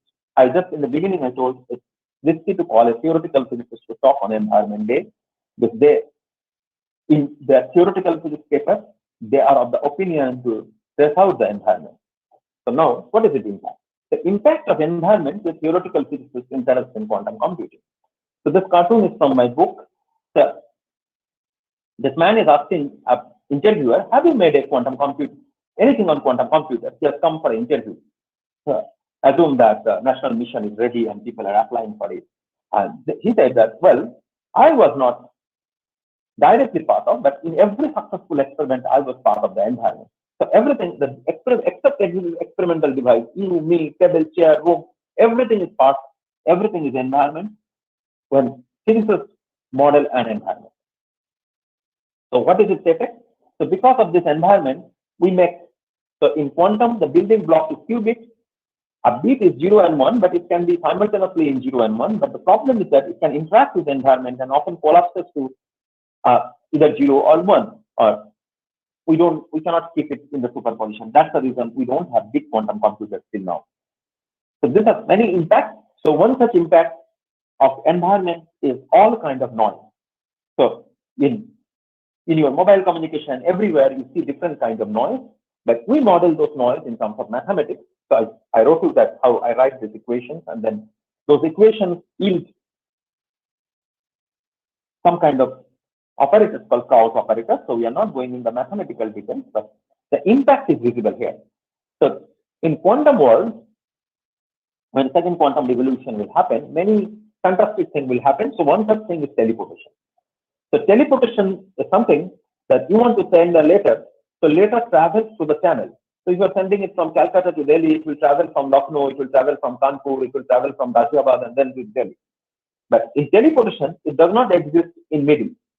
So, and it cannot be copied. So it's not like fax that it was sent from Calcutta and reappeared in Delhi. So Calcutta copy is lost and it is recreated in Delhi. So and it does not exist in between. It's called teleportation. In analogy with some novel of Isaac Asimov. So here is a teleportation channel, and in the name of Charles Bennett and Peter Shor, who are the founders of this idea. So he appears here and almost simultaneously he reaches, and these are like teleportation process from New York to New Delhi travel, and New Delhi to New York, and you see, nose and ears change. So this guy complains that why my nose and ears change, and the lady replies that, oh well, because of the noise in the channel, we could not reach fidelity. One, so fidelity is a measure of how good is a copy. So often, so even in this kind of thing, even in this kind of when I'm talking to you, often my voice is not clear. So it's not a good copy. The information which is embedded from my machine has not reached as it is in your machine. So this is the effect of noise, and this noise is manifestation of environment. So, for example, when I can tell you about a nice experience. When Big Bang had happened, the universe was created, a lot of energy was distributed, and this is now present in cosmic background.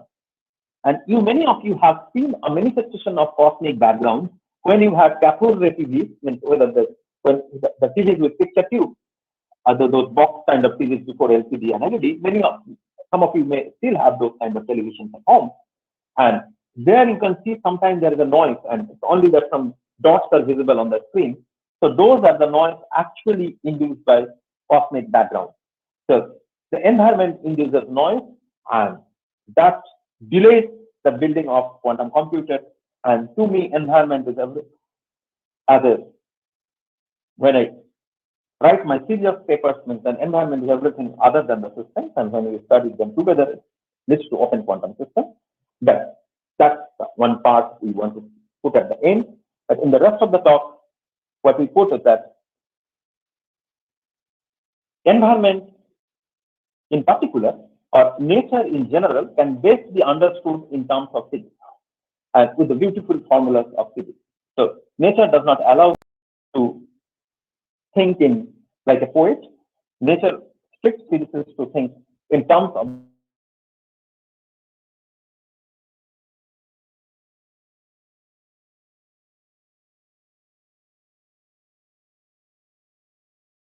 or everything that you see in the environment. The best part is that understanding from the past principle, you know what's going wrong and what to do to avoid such things. So so the message of the Environment Day is not to mess up with the nature. And if you don't want to destroy the nature, you want to keep it as it is, then you have to understand which laws it's governing and which changes in the parameters is changing its impact.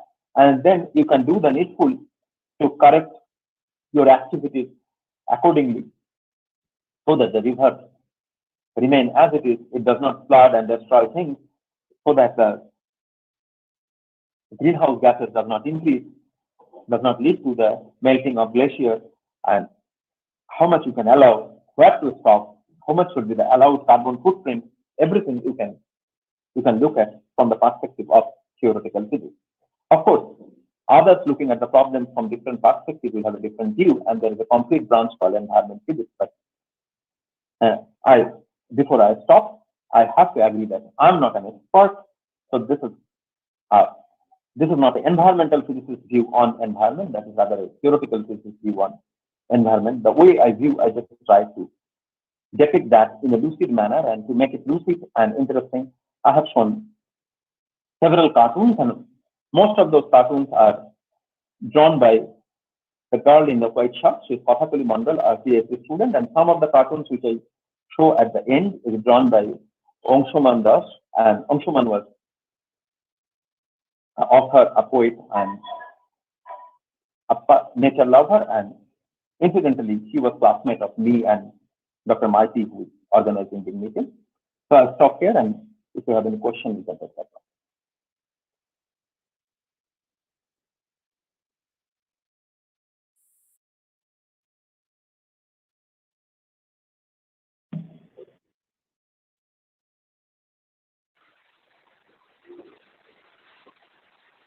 Hello, Pinto, say something.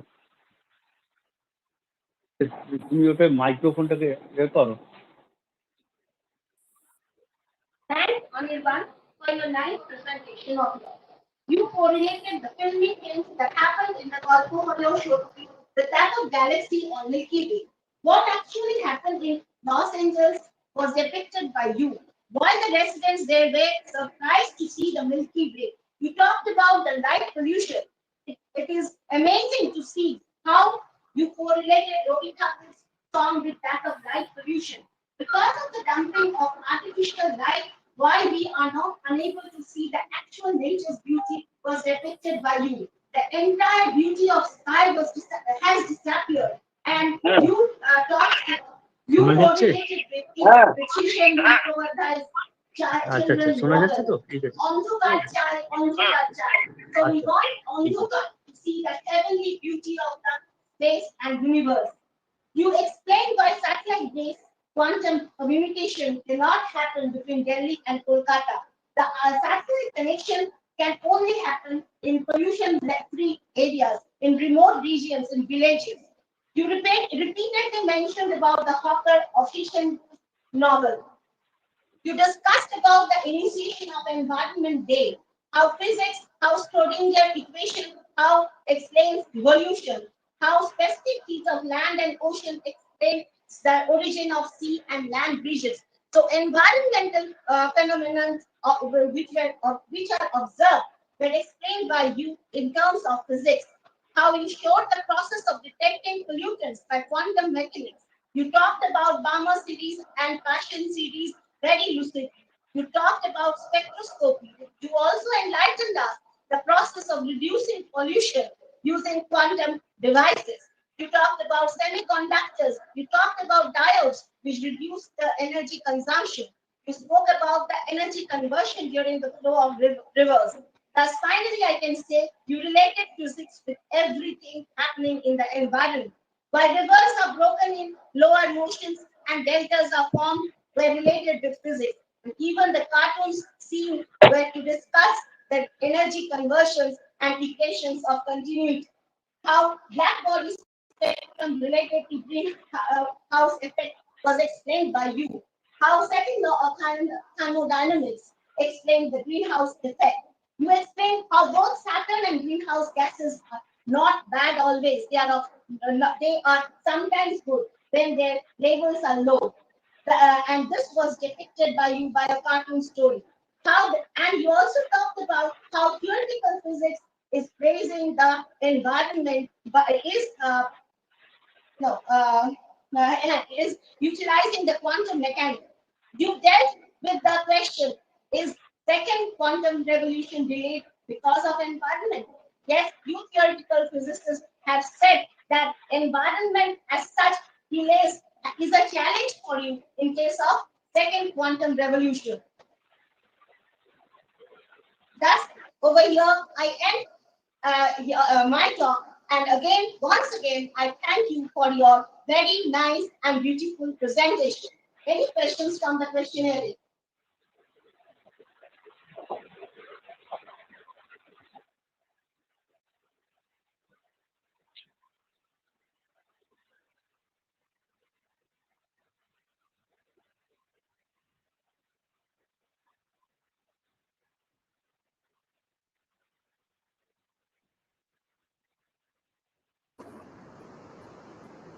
Thank you, sir, for your very nice and excellent presentation. And anyone have any pertinent question about this topic to our respected speaker?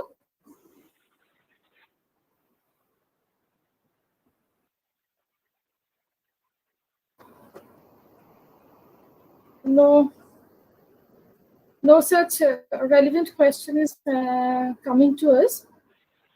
So I'm asking Krishnagar to tell something.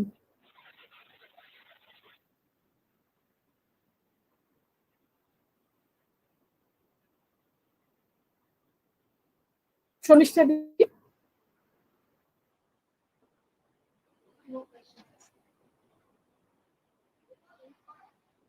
Hello. Hello. Hello.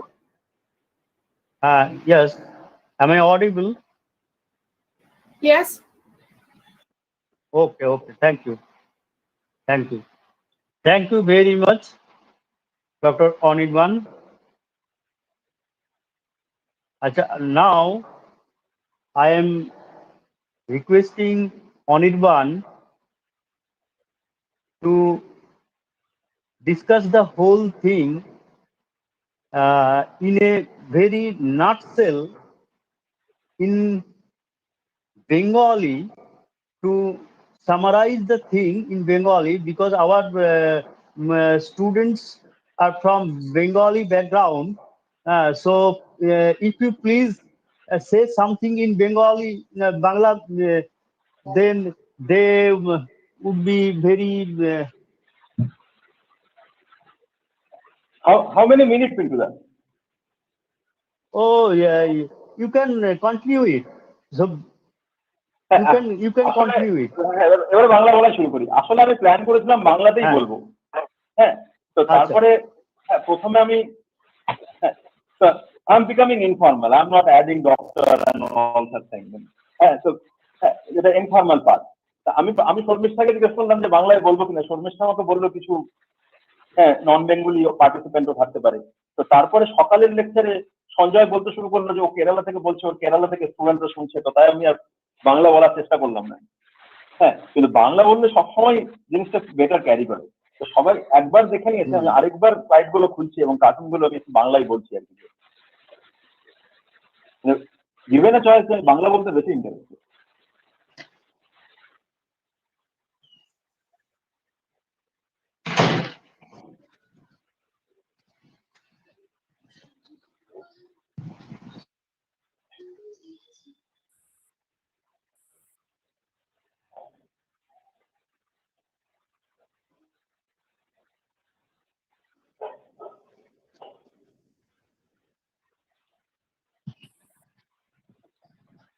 খুব দ্রুত আমি বাংলাতে আমি যে এতক্ষণ যা বললাম সেটাই আমি 10 মিনিট, মানে 10 মিনিটের মতো নিয়ে প্রত্যেকটা স্লাইড দিয়েই একবার করে যাই আর কি।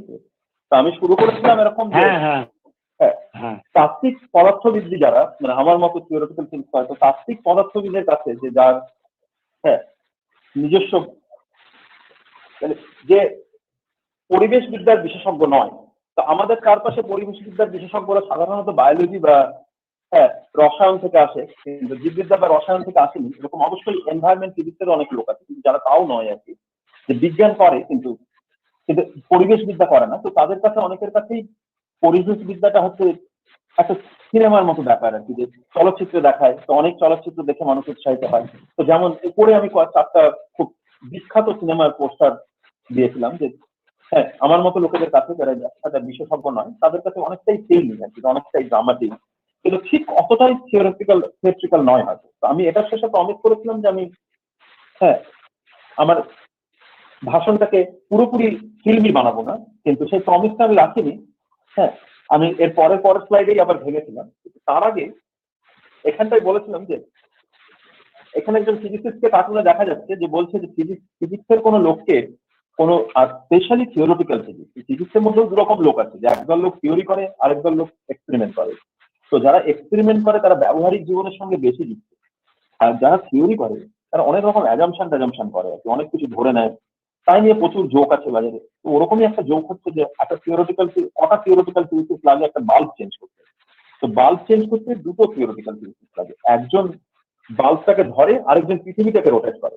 থিওরিটিক্যাল ফিজিক্সের লোকেদের কমন সেন্স এত কম যে বাল্বটাকে রোটেট করে না, বাল্বটাকে ধরে থাকে আর পৃথিবীটাকে রোটেট করে। তো এরকম যাদের কমন সেন্স তাদেরকে রোজকার জীবনের কিছু নিয়ে, যেমন পরিবেশের মতো বিষয় যেটা প্র্যাকটিক্যাল, সেটাকে নিয়ে বলতে বলা খুব রিস্কি। তো ইনসিডেন্টালি এই রিস্কটাই নিয়ে ফেলেছিল পিন্টু দা শর্মিষ্ঠা। এবার রিস্কটা যখন নিয়েছিল তখন বাকি যারা শুনতে এসছে তাদেরকে সেই রিস্কটা নিয়ে সহ্য করতে হবে। তো এতক্ষণ ধরে তোমরা সহ্য করলে আর কি, এবার আরো কিছুক্ষণ সহ্য করো, বাংলায় বলছি একই কথা। তো তার দ্বিতীয় ধাপে আর কি আবার সেই প্রমিসটা ভেঙে, যে আমি বলেছিলাম যে আমি কোনো কিছুই সিনেমার থেকে বলবো না, সেই প্রমিসটাকে পরের স্লাইডেই ভেঙে দিয়ে এখানে আবার দুটো সিনেমার পোস্টার দিয়েছিলাম। দুটো সিনেমার নামই গল্প হলেও সত্যি, কিন্তু যাতে সবাই আমরা কানেক্ট করতে পারি। তো একটা ছিল আমার আর পিন্টুদার মতো বুড়োদের জন্য পুরোনো সিনেমার পোস্টার, আরেকটা ছিল ছাত্রছাত্রীদের জন্য যারা এই ক্যারেক্টার গুলোকে চেনে। উপরের তপন সিনহার সিনেমার দেখেনি বা চেনে না, কিন্তু গল্প হলেও সত্যি নামে অনেকগুলোই সিনেমা হয়েছে। তো তার থেকে ইন্সপায়ার্ড হয়ে সিনেমা তো করবো না, আমরা একটা গল্প, সত্যিকারের গল্প বলি, যেটা অ্যাকচুয়ালি গল্প হলেও সত্যি। তো সেরকম একটা গল্প এই পাশের কার্টুনটাই আঁকা আছে। তো ঘটনাটা ঘটেছিল যে ভূমিকম্প হয়েছিল 1994 সালে লস অ্যাঞ্জেলেস। ভূমিকম্পের পরে যেরকম আমাদের এখানে হয়, লোকে শাক বাজাতে শুরু করে, বাইরে বেরিয়ে যায়। তো শাক বাজানোটা সাইন্টিফিক না হলেও বাইরে বেরিয়ে যাওয়াটা সাইন্টিফিক। এবার যে বাড়িঘর পড়ে যাতে লোকে চাপা না পড়ে, সবাই বাইরে বেরিয়ে গেছে। আর ভূমিকম্পটা হয়েছিল ভোরের একটু আগে, যে গভীর রাতে, কিন্তু তখনও সকাল হয়নি। তো তখন লোকে আর কারেন্ট হয়ে গেছিল, তো সমস্ত পাওয়ার অফ হয়ে গেছে, স্ট্রিট লাইট অফ হয়ে গেছে, পুরো অন্ধকার লস অ্যাঞ্জেলেসে। আকাশের মধ্যে দেখতে পেল আলোর প্যাচ। এবার এই আলো একটা ছাতার মতো আলো, সেটা কি কেউ জানে না। তো তখন লোকজন ভয় পেয়ে গেল। একজন মোবাইলে ফোন করে বলছে যে আমাদের এখানে একটা ইউএফও দেখা গেছে, আনআইডেন্টিফাইড ফ্লাইং অবজেক্ট। কেউ বলছে যে একটা রহস্যজনক আলো আকাশে, আর সেই বস্তুটার জন্যই ভূমিকম্প হয়েছে, সেটাই ভূমিকম্প করলো। তো নানা রকম কল্পনা থেকে মানুষ নানা জায়গায় ফোন করতে শুরু করেছে। কেউ আর্মিতে ফোন করছে, কেউ পুলিশে ফোন করছে, কেউ ফায়ার ব্রিগেডে ফোন করছে, সবাই এসে বাঁচাও। কিন্তু কেন এই আতঙ্ক? ওখানে আসলে কি ছিল? আসলেই কি কোনো ইউএফও ছিল? তো পরের ছবিতে আমরা দেখালাম যে আসলে লোকে কি দেখেছিল। আসলে লোকে দেখেছিল আকাশে এরকম একটা আলোর প্যাচ। এইরকম একটা আলোর প্যাচ, এবার এই আলোটা না অন্য কিছুই নয়, এটা হচ্ছে ছায়াপথ। তো ছায়াপথ হচ্ছে গ্যালাক্সি, যে গ্যালাক্সির মধ্যে আমরা থাকি। ইংরেজিতে বলে মিল্কি ওয়ে, বাংলাতে বলে ছায়াপথ। তো আমরা এই ছায়াপথের একটা খুব সাধারণ মেম্বার। ছায়াপথ একটা গ্যালাক্সি, সেটা হচ্ছে স্পাইরাল শেপ, তার অনেকগুলো হাতের মতো আর্ম আছে। একটা আর্মের মাঝখানে আমরা থাকি, এবং তারাদেরও অনেক ভাগ আছে। আর খুব সুন্দর একটা কবিতা আছে তারাদের ভাগ মনে রাখার জন্য। Oh be a fine girl kiss me right now. তো O type, B type, F type, B type, K type, এইভাবে।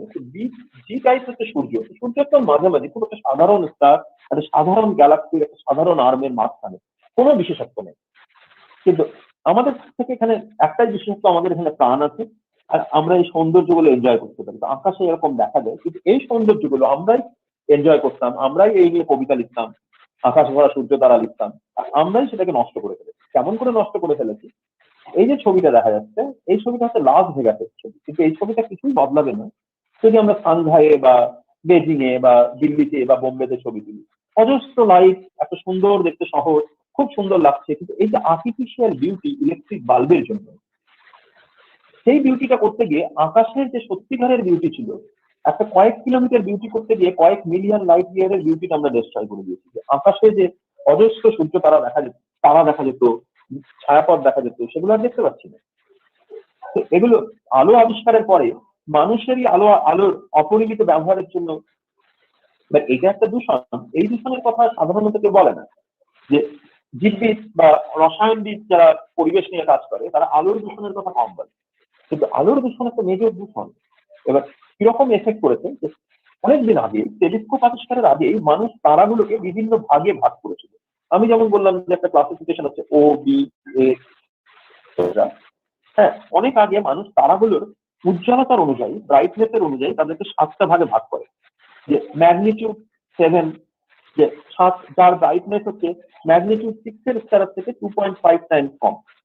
তো যত ম্যাগনিটিউড বেশি সেটা তত বেশি ফেন্টার। তো 7 ম্যাগনিটিউড অফ দ্য স্টার মানে সেটা খুবই ফেন্ট স্টার, সেটা আমরা খালি চোখে দেখতে পেতাম যখন আকাশটা সম্পূর্ণ অন্ধকার ছিল। তো এখনো যদি এক্সিলেন্ট ডার্ক স্কাই হয় আমরা এগুলো দেখতে পাবো একটু। তারপরে আমি গ্রাম থেকে শহরের দিকে আসছি, একটা গ্রামের আকাশে গেলাম, সেখানেও কিছু বাড়ি ঘর আছে, কিছু আলো আকাশে যাচ্ছে, একটু রুরাল স্কাইটা কতগুলো তারা হারিয়ে গেল। আরেকটু দূরে গেলাম, যে শহর তলিতে এলাম, আরো তারা হারিয়ে গেল। এবার আমি শহরে ঢুকবো করছি, এই উত্তরপাড়া, রিসরা এসব পৌঁছে গেছি, আকাশ থেকে তারা প্রায় নেই। আর মূল কলকাতায় ঢুকলাম, তারা সব হারিয়ে যাচ্ছে। এই যে আলোর দূষণের জন্য এরকম করে হারিয়ে যায়, সেটা নিয়ে এখানে আরেকটা কার্টুন ছিল। একটা ছেলে জিজ্ঞেস করছে যে তুমি কি জানো যে কে কবিতার লাইন দুটো লিখেছে, আকাশ ভরা সূর্য তারা, বিশ্ব ভরা প্রাণ, তাহারি মাঝখানে পেয়েছি মোর স্থান। তো মেয়েটি তার উত্তরে বলছে, আমি জানি না ঠিক কে লিখেছে, কিন্তু আমি জানি যে উনি নিশ্চয়ই গ্রামে থাকতেন, অথবা ইলেকট্রিক বাল্ব আবিষ্কার হওয়ার আগে উনার জন্ম হয়েছে। মানে দুটো ক্ষেত্রেই আলোর পলিউশন নেই, তাই আকাশে সূর্য তারা দেখতে পেয়েছিল। সূর্য তারা দেখতে না পেলে কবিতা লিখবে কি করে? এই যে সমস্যা, এই সমস্যাটা বিভিন্ন জায়গায় আছে। তো সমস্যাটা বাংলা লেখালেখির মধ্যেও এসছে। শীর্ষেন্দু মুখোপাধ্যায়ের শারদীয়া পূজা সংখ্যা একটা লেখা বেরিয়েছিল, তাতে একটা চরিত্র ছিল যে চরিত্রটি অন্ধকার বিক্রি করে। এইখানে কার্টুনে লেখা যাচ্ছে, বলছে অন্ধকার চায় অন্ধকার, 10 টাকায় 5 লিটার অন্ধকার। তো শীর্ষেন্দুর চরিত্রগুলো সবসময় বড় সুন্দর। তো শীর্ষেন্দুর এরকম একটি চরিত্র, কিন্তু এইরকম চরিত্র আমাদের দরকার। শুধু যে যারা অ্যাস্ট্রোফিজিক্স বা অ্যাস্ট্রোনমি করে তাদের দরকার তাই নয়, জ্যোতির্বিজ্ঞানী ছাড়াও আমার মতো যারা কোয়ান্টাম ক্রিপ্টোগ্রাফি করে তাদেরও দরকার। তো এইখানে আমি একটা ছবি দেখেছিলাম, এই উপরের ছবিটা আনন্দবাজার পত্রিকায় কদিন আগে আমি একটি পপুলার লেখা লিখেছিলাম বাংলায়, তার থেকে নেওয়া। আর নিচের ছবিগুলো চীনে একটা স্যাটেলাইট দিয়ে যেখানে উপগ্রহের মাধ্যমে কোয়ান্টাম যোগাযোগ ব্যবস্থার যে সেন্টার, সেই সেন্টারের ছবি। এখানে আমার দুটো পুরোনো ছাত্রকেও দেখা যাচ্ছে, তার মধ্যে একজন এখানে কলকাতা আর দিল্লিতে দুটো গ্রাউন্ড স্টেশন করা হয়েছে। তো এই দুটোর সঙ্গে উপগ্রহটা যোগাযোগ করবে। উপগ্রহ প্রথমে দিল্লির সঙ্গে একটা কি বানায়। তো কি, যেমন আমাদের এটিএম এর পিন আছে, যে কোনো জিনিসকে আমরা যদি সিকিউর ভাবে পাঠাতে চাই তার জন্য একটা স্ট্রিং অফ নাম্বার লাগে, 0, 0, 1, 2, 3, 4। আচ্ছা, এবার সেই নাম্বারটা যদি জানা না থাকে সেইটাকে খোলা যায় না। তো আমরা প্রথমে ও একবার দিল্লির সঙ্গে একটা চাবিকাঠি বানাই, একবার কলকাতার সঙ্গে চাবিকাঠি বানাই, তারপরে ধরো যোগ করে পাঠিয়ে দেয়। যোগফলটা থেকে আমি যদি পরের সংখ্যাটা না জানি তাহলে আমি প্রথম সংখ্যাটা বের করতে পারবো না। কিন্তু আমার যদি পরের সংখ্যাটা জানা থাকে, আমি পরের সংখ্যাটা বিয়োগ করে দিলাম, তাহলে প্রথম সংখ্যাটা বেরিয়ে আসবে। তো আমি একটা যদি জানি আর দুটোর যোগফল জানি, তাহলে আমি অন্য সংখ্যাটা বের করতে পারি। তাহলে কলকাতা চাবিকাঠি 1টা বের করে নেয়, পুরো সেটার মাধ্যমে সিকিউর ভাবে কলকাতার দিল্লি কমিউনিকেট করে। এবার ক্লাসিক্যালি মানে যে রোজকার জীবনে আমরা যে রকমের ক্রিপ্টোগ্রাফি ইউজ করি সেগুলো ডিপেন্ড করে যে একটা গণিতের সমস্যাটা কত কঠিন তার উপর ডিপেন্ড করে। কিন্তু যখন আমরা কোয়ান্টাম মেকানিক্স ইউজ করি তখন সেটা প্রকৃতির সূত্রের উপর নির্ভর করে। কিন্তু আমরা কোয়ান্টাম ক্রিপ্টোগ্রাফি বলতে আসিনি এখানে, যেটা বলতে এসেছি যে এইখানে যে ফোটনটা আসে, এটা লাইটটা আসে, সেটা খুব কম ইন্টেন্সিটি, প্রায় একটা ফোটন থাকে। এত দুর্বল লাইট কলকাতা বা দিল্লি কোথাও থেকেই ধরা যাবে না। তাহলে কলকাতা বা দিল্লি যেখানে অ্যাকচুয়ালি সিকিউরিটিটা দরকার, যে নিউ ইয়র্কের সঙ্গে দিল্লি কথা বলছে, যে বিডেনের সঙ্গে মোদি কথা বলছে, তখন আমার দরকার যে সব থেকে ভালো কোয়ালিটির সিকিউরিটি, যাতে কোনোভাবেই লিক না হয়। কিন্তু দিল্লিতে আমি কখনোই স্যাটেলাইট দিয়ে কমিউনিকেট করতে পারবো না, কারণ আলোর পলিউশন এত যে এখানে ওই রকম একটা সিঙ্গেল ফোটন আমি দেখতেই পাবো না। তাহলে সমস্যাটা কি, তাহলে আমাকে দূরে নিয়ে যেতে হবে, এবার সেখান থেকে আবার ফাইবার অপটিক দিয়ে নিয়ে আসতে হবে, আর তখনই আমি সিকিউরিটির সঙ্গে কম্প্রোমাইজ করবো। তো ভারতবর্ষেও এই টেকনোলজি গুলো আসছে, একটা 8,000 কোটি টাকার প্রজেক্ট তার আমরা লিখেছি বিভিন্ন framework, national mission on quantum technology and application, যারা ফিজিক্স পড়ো, ম্যাথামেটিক্স পড়ো, ইলেকট্রনিক্স পড়ো, অনেকেরই পিএইচডি বা চাকরি হতে পারে এসব ক্ষেত্রে। তো তাতে একটা বড় কনসার্ন যে কোথায় কিভাবে এইরকম গ্রাউন্ড স্টেশন গুলো বানানো যায় যাতে লাইট পলিউশন এফেক্ট না করে। তো তারপরে বলেছিলাম যে ফিজিক্সিস্টরা নট অনলি ক্রেজি, যে ওরা খুব খুব গর্বিত, তারা ভাবে যে সমস্ত কিছুই ফিজিক্স দিয়ে করা যায়। হ্যাঁ, তো যেমন ইভলিউশনের ক্ষেত্রে, বিবর্তনের ক্ষেত্রে ভাবে যে আমরা আসলে অণু পরমাণু দিয়ে তৈরি, তো আমাদের শরীরের ডিএনএ সেটাও পরমাণু দিয়ে তৈরি, আর তার 4টা লেটার আছে AGTC, হ্যাঁ, অ্যাডিনিন, গুয়ানিন, থাইমিন, সাইটোসিন, তার বিভিন্ন কম্বিনেশনের উপর ডিপেন্ড করে আমরা কেমন দেখতে, কোন জেনেটিক অসুখটা হবে। তো ধরা যাক এই মলিকিউলগুলোর মধ্যে কোনো একটা পরিবর্তন হলো, যে রেডিয়েশনের জন্য বিকিরণ হচ্ছে বা কোনো কারণে পরিবেশ দ্বারা, সেটা পরের প্রজন্মে যাবে কি যাবে না, আমার থেকে ওই পরিবর্তন ডিএনএ তে আমার ছেলে তাতে যাবে কিনা, সেটা ডিপেন্ড করবে যে তার জন্য মলিকিউলটার এনার্জি কম হয়েছে কিনা। শর্ডিঙ্গার ইকুয়েশন কোয়ান্টাম মেকানিক্সে পড়ানো হয়, আমরা শর্ডিঙ্গার ইকুয়েশন সলভ করে এনার্জিটা বের করি। এবার এনার্জি যদি কমে যায়, যে কোনো জিনিস প্রকৃতিতে লোয়ার এনার্জির দিকে যায়, একটা বল ফেলে দিলে নিচের দিকে যায়, এনার্জি যদি কমে যায় তাহলে সেটা প্রকৃতিতে মোর প্রেফারেবল, তার জন্য সেটাই হবে আর কি, যেটাতে কম এনার্জি সেটার দিকে যাবে। তো শুধু বিবর্তন নয়, আমরা অনেক কিছু বুঝতে পারি যে ফিজিক্স দিয়ে। তো প্রথম আমরা স্থলবায়ু আর জলবায়ু তো বলেন, আমি ভুলে জানি না সি-ব্রিজকে কি বলে, সমুদ্র বায়ু। ওকে, স্থলবায়ু আর সমুদ্র বায়ু কি করে বোঝা যায়?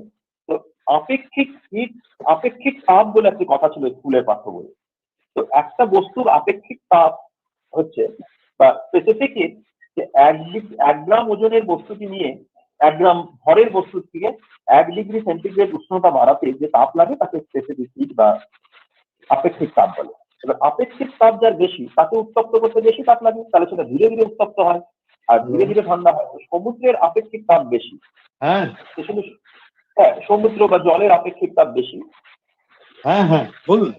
হ্যাঁ, তো সেই জন্য সমুদ্র তাড়াতাড়ি উত্তপ্ত হয়, ধীরে ধীরে উত্তপ্ত হয়, আর দিনের বেলা সমুদ্র থেকে বাতাস স্থলের উপরে দ্রুত গরম হয়ে যায় এবং উপর দিকে উঠে যায়, তখন হালকা হয়ে, তখন সমুদ্র থেকে বায়ু স্থলের দিকে আসে, আর বিকাল বেলা ঠিক উল্টোটা হয়। এটা আমরা আপেক্ষিকতার তত্ত্ব দিয়ে বুঝতে পারি। Just moment.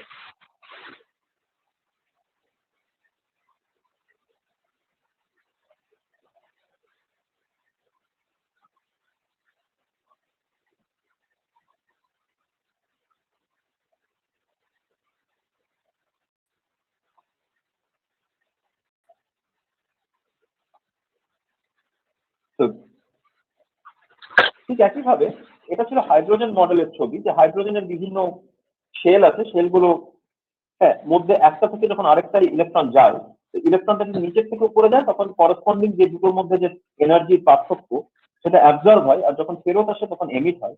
তো সেগুলোই আমরা বলি স্পেকট্রাল লাইন। এইরকম ছবি দেখা যায় এবং এই ছবিগুলো ইউনিক আর কি, প্রত্যেকটা অ্যাটমের জন্য আলাদা, প্রত্যেকটা মলিকিউলের জন্য আলাদা।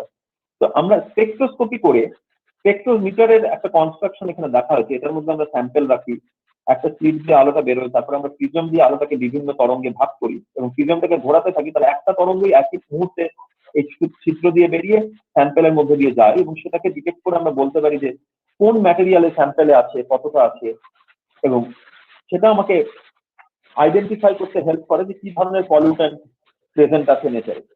তো বা যে ধরনের স্যাম্পেল, আমি জল দেখছি, তো আমরা আমাদের ল্যাবে অনেক সময় খেলার ছলে করে দেখেছি যে কোল্ড ড্রিঙ্কসে কি আছে, সার্ফের গোলা জলে কি আছে, কোনো জায়গায় পেইন্ট করা হয়েছে, যে পেইন্ট করার পর যে জলটা আছে তাতে কি আছে। তো বিভিন্ন জায়গাতেই আমরা লেড দেখতে পেয়েছি, জিঙ্ক দেখতে পেয়েছি, কিন্তু আমি এনভায়রনমেন্ট ফিজিক্স নয়। তো এইখানে দেখলাম যে ডিসক্রিট শব্দটার মানে কোয়ান্টাম। এই যে এনার্জি লেভেলগুলো হাইড্রোজেনের আলাদা আলাদা, পৃথক, ধারাবাহিক নয় যে একটা এখানে, তারপর একটা এখানে, তারপর একটা এখানে, তার জন্যই এই স্পেকট্রামটা আসে, ফিঙ্গারপ্রিন্ট আসে, আমরা পলিউশনটাকে ধরতে পারি। তো ডিসক্রিট শব্দটার মানেই কোয়ান্টাম। একইভাবে যেহেতু এনার্জি লেভেলগুলো ডিসক্রিট, এই জন্যই কন্ডাকশন ব্যান্ড তৈরি হয়, আর ব্যান্ডটা বড় হলে তাকে আমরা ইনসুলেটর বলি, ছোট হলে কন্ডাকশন ব্যান্ড আর ভ্যালেন্স ব্যান্ডের মধ্যে ডিফারেন্স ব্যান্ড গ্যাপ। তো ব্যান্ড গ্যাপটা মাঝারি ছোট হলে সেমিকন্ডাক্টর, ব্যান্ড গ্যাপ না থাকলে কন্ডাক্টর বা পরিবাহী, তো সেমিকন্ডাক্টর দিয়ে ডায়োড বানানো হয়, আমাদের ট্রানজিস্টর বানানো হয়, কম্পিউটার বানানো হয়। যদি সেমিকন্ডাক্টর না থাকতো, যদি লেভেলগুলো ডিসক্রিট না হতো, তাহলে সোলার সেলও তৈরি হতো না, কারণ সোলার সেলটাও হচ্ছে অ্যাকচুয়ালি ডায়োড। এবার শুধু তাহলে এই যে ক্যারেক্টার, যে ডিসক্রিট এনার্জি লেভেলের জন্য ব্যান্ড গ্যাপ তৈরি হলো, তাই দিয়ে সোলার সেল তৈরি হলো। আর সোলার সেল দিয়ে আমরা পরিবেশ যেমন বাঁচাতে পারি, ঠিক একইভাবে এই ডায়োড দিয়ে তৈরি এলইডি আমরা যখন বাড়িতে লাগাই, তখন এনার্জি কনজাম্পশন কম হয়। এনার্জি কনজাম্পশন কম হলে পরিবেশ দূষণও কম হয়। তো কোয়ান্টাম মেকানিক্সের সাহায্যে বা ইনডিরেক্টলি পরিবেশে কি ক্ষতিকর বস্তু আছে বুঝতে পারি, তেমনি পরিবেশটা কে বাঁচাতেও বিভিন্ন টেকনোলজি বানাতে পারি। তারপরে আমি বলেছিলাম যে নদীকে কেমন করে বুঝবো আমরা, নদী তো পরিবেশের একটা বিরাট অঙ্গ। তো প্রথম নদীকে ফিজিক্স দিয়ে, পদার্থবিদ্যা দিয়ে বোঝার চেষ্টা ভারতবর্ষে করেন মেঘনাথ সাহা। তো উনি ডিভিসি প্রজেক্ট বানাতে, রিভার ফিজিক্স ইনস্টিটিউট বানাতে প্রচুর কাজ করেন। তো এখানে একটা নদী উচ্চগতি থেকে মধ্যগতি হয়ে নিম্নগতিতে আসছে। উচ্চগতি থেকে যখন আসছে, তখন ওর পোটেনশিয়াল এনার্জি কাইনেটিক এনার্জি গতিশক্তিতে পরিণত হচ্ছে। পোটেনশিয়াল এনার্জি বাংলা কি? স্থিতিশক্তি। স্থিতিশক্তি গতিশক্তিতে পরিবর্তিত হচ্ছে। প্রথমে এখানে হাইট যদি এইচ হয়, ওর mgh শক্তি ছিল, সেটা এখানে আস্তে আস্তে mv স্কোয়ারে পরিণত হলো যতটা হাইট কমে গেল। যখন এটা হয়, তখন গতি বাড়তে থাকে। আর গতি বাড়তে থাকলে, যেমন আমরা ট্যাপটা খুললে হয় যে জলটা উপর থেকে নিচে পড়ে, গতি বাড়লে ইকুয়েশন অফ কন্টিনিউটি বলে যে একই পরিমাণ যতটা বেরিয়েছে ততটাই যেতে হবে। তাহলে গতি বেড়ে গেলে ক্রস সেকশন কমে যায়। এইখানে একটা নদীর ক্রস সেকশন দেখানো হয়েছে। বা নদী যখন উচ্চ গতি থেকে নিম্ন গতিতে চলে গেছে, উচ্চ গতিতে ও সবসময় স্লিম হবে। মধ্য গতিতে ও যেহেতু গতিবেগ কমে যাচ্ছে, তখন ওকে ওই পরিমাণ জল নিয়ে যেতে গেলে, গতিবেগ কম, একই পরিমাণ নিয়ে যেতে গেলে ভলিউমটা বাড়াতে হবে। তো তখন ওর আয়তন বেড়ে যায়, প্রস্থ বেড়ে যায়, তো মোটা হয়। তারপরে যখন ওর আর শক্তি নেই যে সমুদ্রে পৌঁছাতে পারছে না, তখন ছোট ছোট দুটো ভাগে ভাগ হয়ে যায়। তো ছোট ছোট দুটো ভাগে ভাগ হয়ে গেলে, প্রথমে যদি ওর রেডিয়াস থেকে থাকে 2r, এখন আর হয়ে গেল। তো প্রথমে ওর এরিয়া ছিল 2πr², এখন আর শুধু 0.5r², এক একটা মিলে r² হয়ে যায়। এবার এই r² হয়ে গেলে এরিয়াটা কমে গেলে আবার ভেলোসিটি বেড়ে যায়, ও কিছুটা শক্তি পায়, আবার কিছু দূর যায়। আর যদি না যেতে পারে আবার ভেঙে যায়, তখনই ব্রডিক সৃষ্টি হয়, যেমন হয়েছে সুন্দরবনে। এরকম নদী দেখলে সাধারণ প্রকৃতি যাদের ভালো লাগে, এই ছেলেটির যেমন নেচার লাভার, ওর মনে হচ্ছে যে এই নদী খুব সুন্দর, পাহাড় খুব সুন্দর, ছবিটা খুব সুন্দর। কিন্তু একজন ফিজিসিস্ট বলছে ইয়েস দে আর বিউটিফুল, আমি জানি তারা সুন্দর, কারণ তারা স্থিতিশক্তি থেকে গতিশক্তিতে পরিবর্তন করছে এবং সুন্দরভাবে ইকুয়েশন অফ কন্টিনিউটি। তো আমাদের কাছে বিউটিটা খালি যে পাহাড়টা বা নদীটা নয় আর কি, তার পিছনে যে একটা সুন্দর ইকুয়েশন আছে, সেই সুন্দর সমীকরণটাও ফিজিসিস্টের কাছে খুব একটা সুন্দর জিনিস। তো শুধু তাই নয়, এরপর আমরা আরো কয়েকটা কার্টুন দেখিয়েছিলাম যে একটি ছেলে একটি মেয়েকে বলছে তুমি আমার পছন্দ করো না, কারণ আমি জন আব্রাহামের মতো হট নয়। অনেকে জিমে যায়, জামা কাপড় ওরকম পরে, চুল কাটে যে জন আব্রাহামের মতো দেখার জন্য। তো মেয়েটি ফিজিক্স করে, মেয়েটি বলছে যে আমার কাছে যে কোনো জিনিস তার উষ্ণতা 0 ডিগ্রি কেলভিনের থেকে বেশি বা অ্যাবসলিউট 0 থেকে বেশি, সেটাই হট। তো তুমিও হট এবং তুমি গ্লো করছো। যে কোনো জিনিস যার টেম্পারেচার 0 থেকে বেশি, সে সমস্ত তরঙ্গ দৈর্ঘ্যেরই আলো বা বিকিরণ নিষ্কাশন করে, কিন্তু কোনো একটা নির্দিষ্ট তরঙ্গ দৈর্ঘ্যের আলো বেশি পরিমাণে দেয়, তো সেটা হচ্ছে ল্যামডা ম্যাক্স। আর আমাদের একটা ইকুয়েশন আছে যে ল্যামডা ম্যাক্স আর টি গুণ করলে একটা কনস্ট্যান্ট ভ্যালু পাই। এখানে আমরা অঙ্ক করে সেই বিটার ভ্যালু লিখে দেখালাম যে পৃথিবীর টেম্পারেচার 15 ডিগ্রি এভারেজে। তো সেটা যদি হয়, তাহলে যে রেডিয়েশনটা পৃথিবী বের করে সেটা হচ্ছে আয়ার, ইনফ্রারেড। তো এবার এই সূর্যের আলো আসে, পৃথিবী সেটাকে গ্রহণ করে পৃথিবী উত্তপ্ত হয়। পৃথিবী উত্তপ্ত হয়ে যে আলোটা বের করে সেটা আয়ার। এখানে গ্রিন হাউস গ্যাস আছে, গ্রিন হাউস গ্যাস থেকে সেটা আবার প্রতিফলিত হয়ে ফিরে আসে। গ্রিন হাউস গ্যাস আগেও ছিল, প্রতিফলিত আগেও করতো, কিন্তু প্রতিফলনের পরিমাণটা এমন ছিল যেটা আমাদের একটা সহনশীল তাপমাত্রার মধ্যে রাখতে পারতো, হিমবাহ গলে যেত না। কিন্তু গ্রিন হাউস গ্যাসের পরিমাণ বেড়ে যাওয়ায়, এই যে কার্বন ডাইঅক্সাইডটা বেড়ে গেছে, তার জন্য গ্রিন হাউস গ্যাসটাকে একটা কম্বল ভাবি, কম্বলটা আরো মোটা হয়ে গেছে। মোটা হয়ে যাওয়ায় এই নিচের গরমটা বেড়ে গেছে। ব্যাপারটা কিরকম, এখানে একটা পুতুল আছে আর একটা মেয়ে আছে।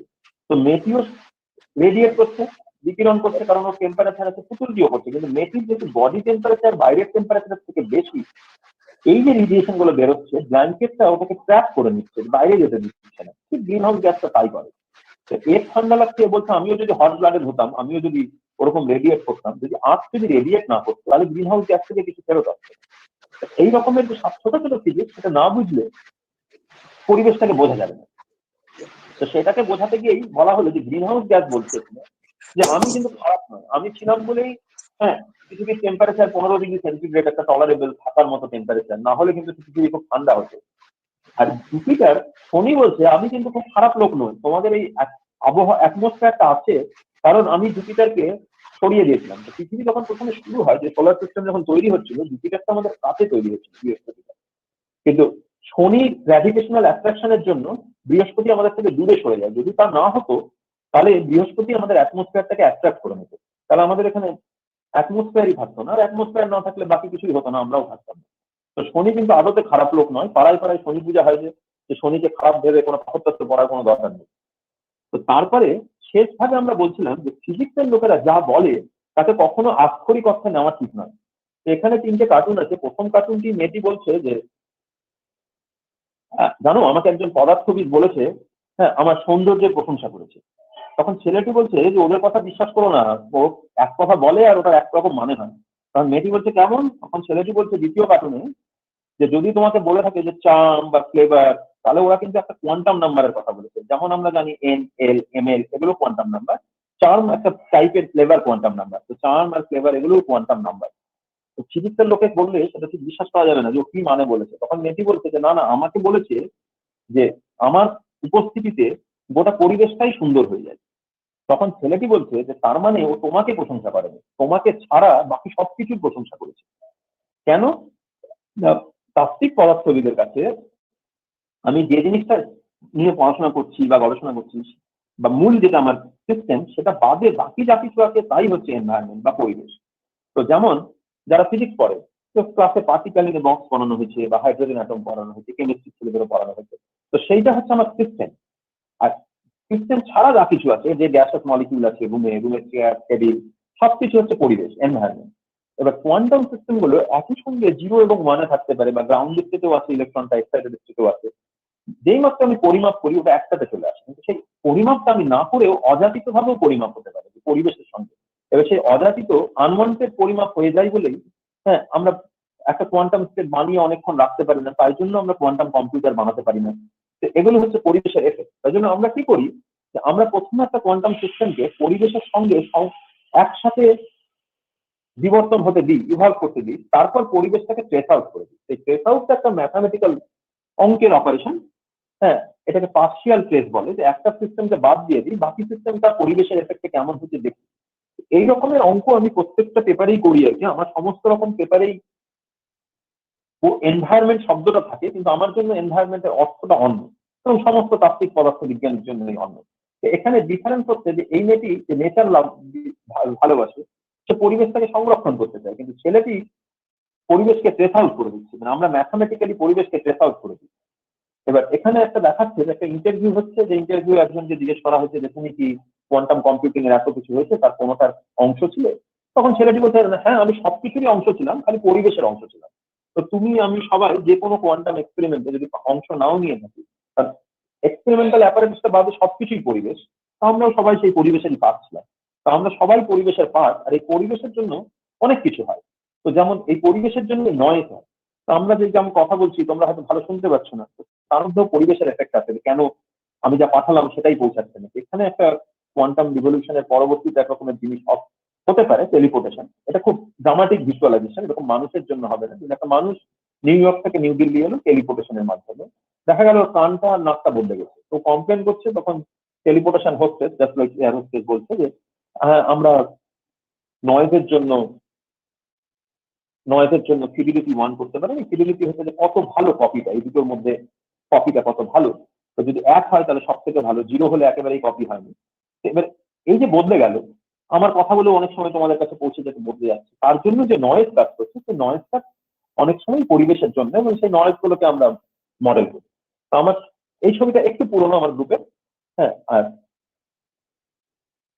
এ অনেকগুলো ছবি এঁকে পিএইচডি করে আমাদের সঙ্গে কথা থেকে ছবি এঁকে। তো মোটামুটি আমরা জাস্ট এইগুলোই বলেছিলাম যে ফিজিক্স দিয়ে কিভাবে পরিবেশকে দেখা যায়, বা ফিজিক্সের লোকেরা কেমন করে পরিবেশ দেখে। তো একবার তো ইংরেজিতে বলেছি, যে খুব দ্রুত আমি বাংলায় একই জিনিস বলে নিলাম। এবারে থামি। Thank you thank you Anirban. হ্যাঁ, অনির্বাণ তোমাকে অনেক অনেক ধন্যবাদ। Thank you, Kunjul. হ্যাঁ, ঠিক আছে। এরপরে আমাদের পরবর্তী স্পিকার প্রফেসর নবকুমার মন্ডলকে পরিচয় করিয়ে দেবেন আমাদের ইকোলজি ডিপার্টমেন্টের head doctor Sumana Das.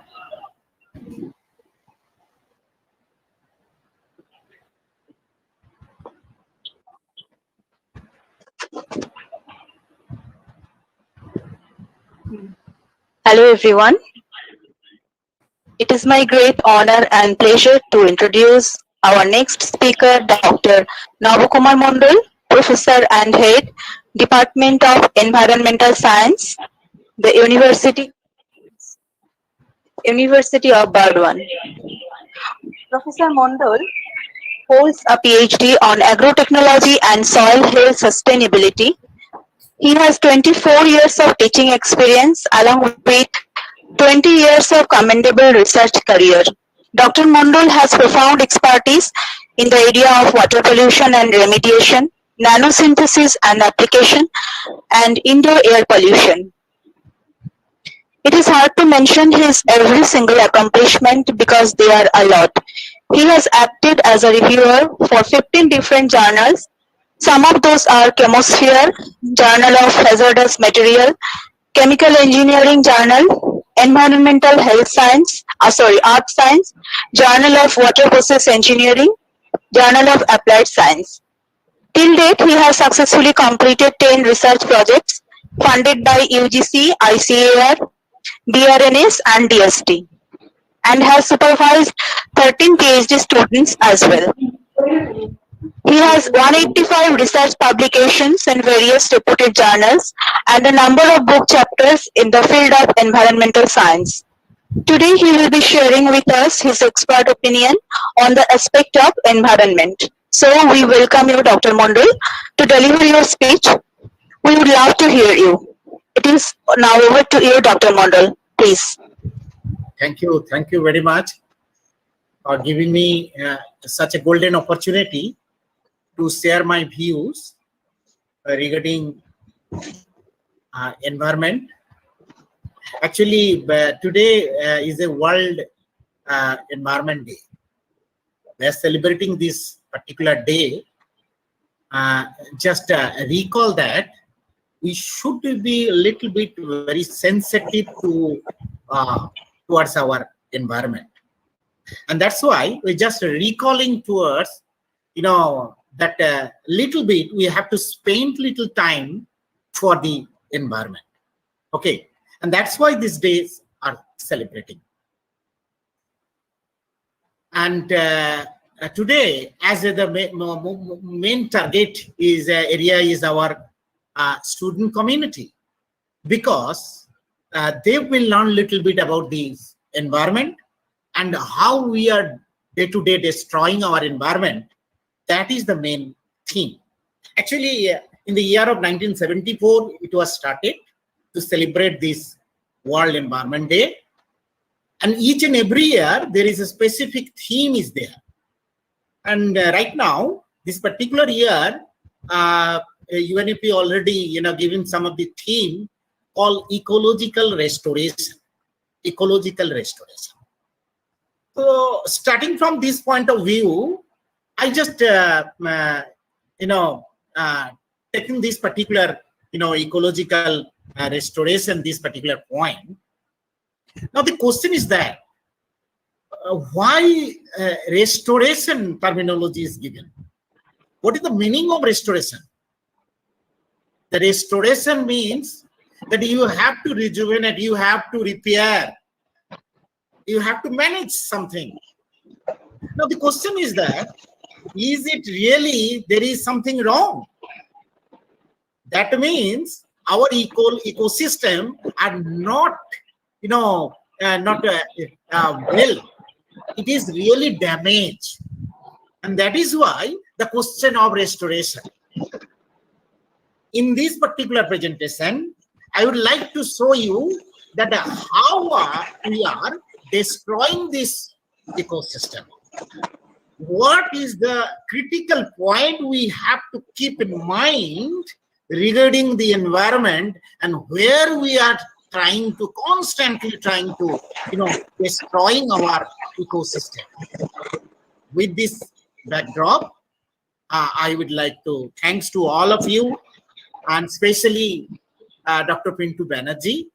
Dr. Banerjee is really interested to discuss about this, some of the environmental issues, and that's why we were contacted, and he told me that, sir, can we discuss a little bit about the environment in our incoming World Environment Day. So I decided that yes, because there is a main target group is that our student. That's why I am here, and we assembled here to discuss about the little bit awareness about the environment. That is the main theme of our World Environment Day. So with this backdrop, I would like to start my presentation. And as the topic has been taken already, that ecological restoration, I have already mentioned that restoration, this terminology is that we have to, repair something. We have to rejuvenate something. We have to restore something. What is? We have to restore ecology. We have to repair ecology, because our ecology or ecosystem is constantly, breaking. What is the terminology we are discussing here? Ecology. What is the ecology? That means we call that the association between the human beings, animals, microbes, plant system, and they are talking each other. They are interacting each other in their physical environment. If there is something wrong, then we call it is degraded ecosystem. And the scientists, they easily recognize that, yes, the system is already degraded. The system is already broken. And that's why there's a question of restoration. Let us have a look at how we are destroying our system. Is it visible to all of you? Is it visible to all of you? Dr. Banerjee? Dr. Banerjee, is it visible? My presentation is visible.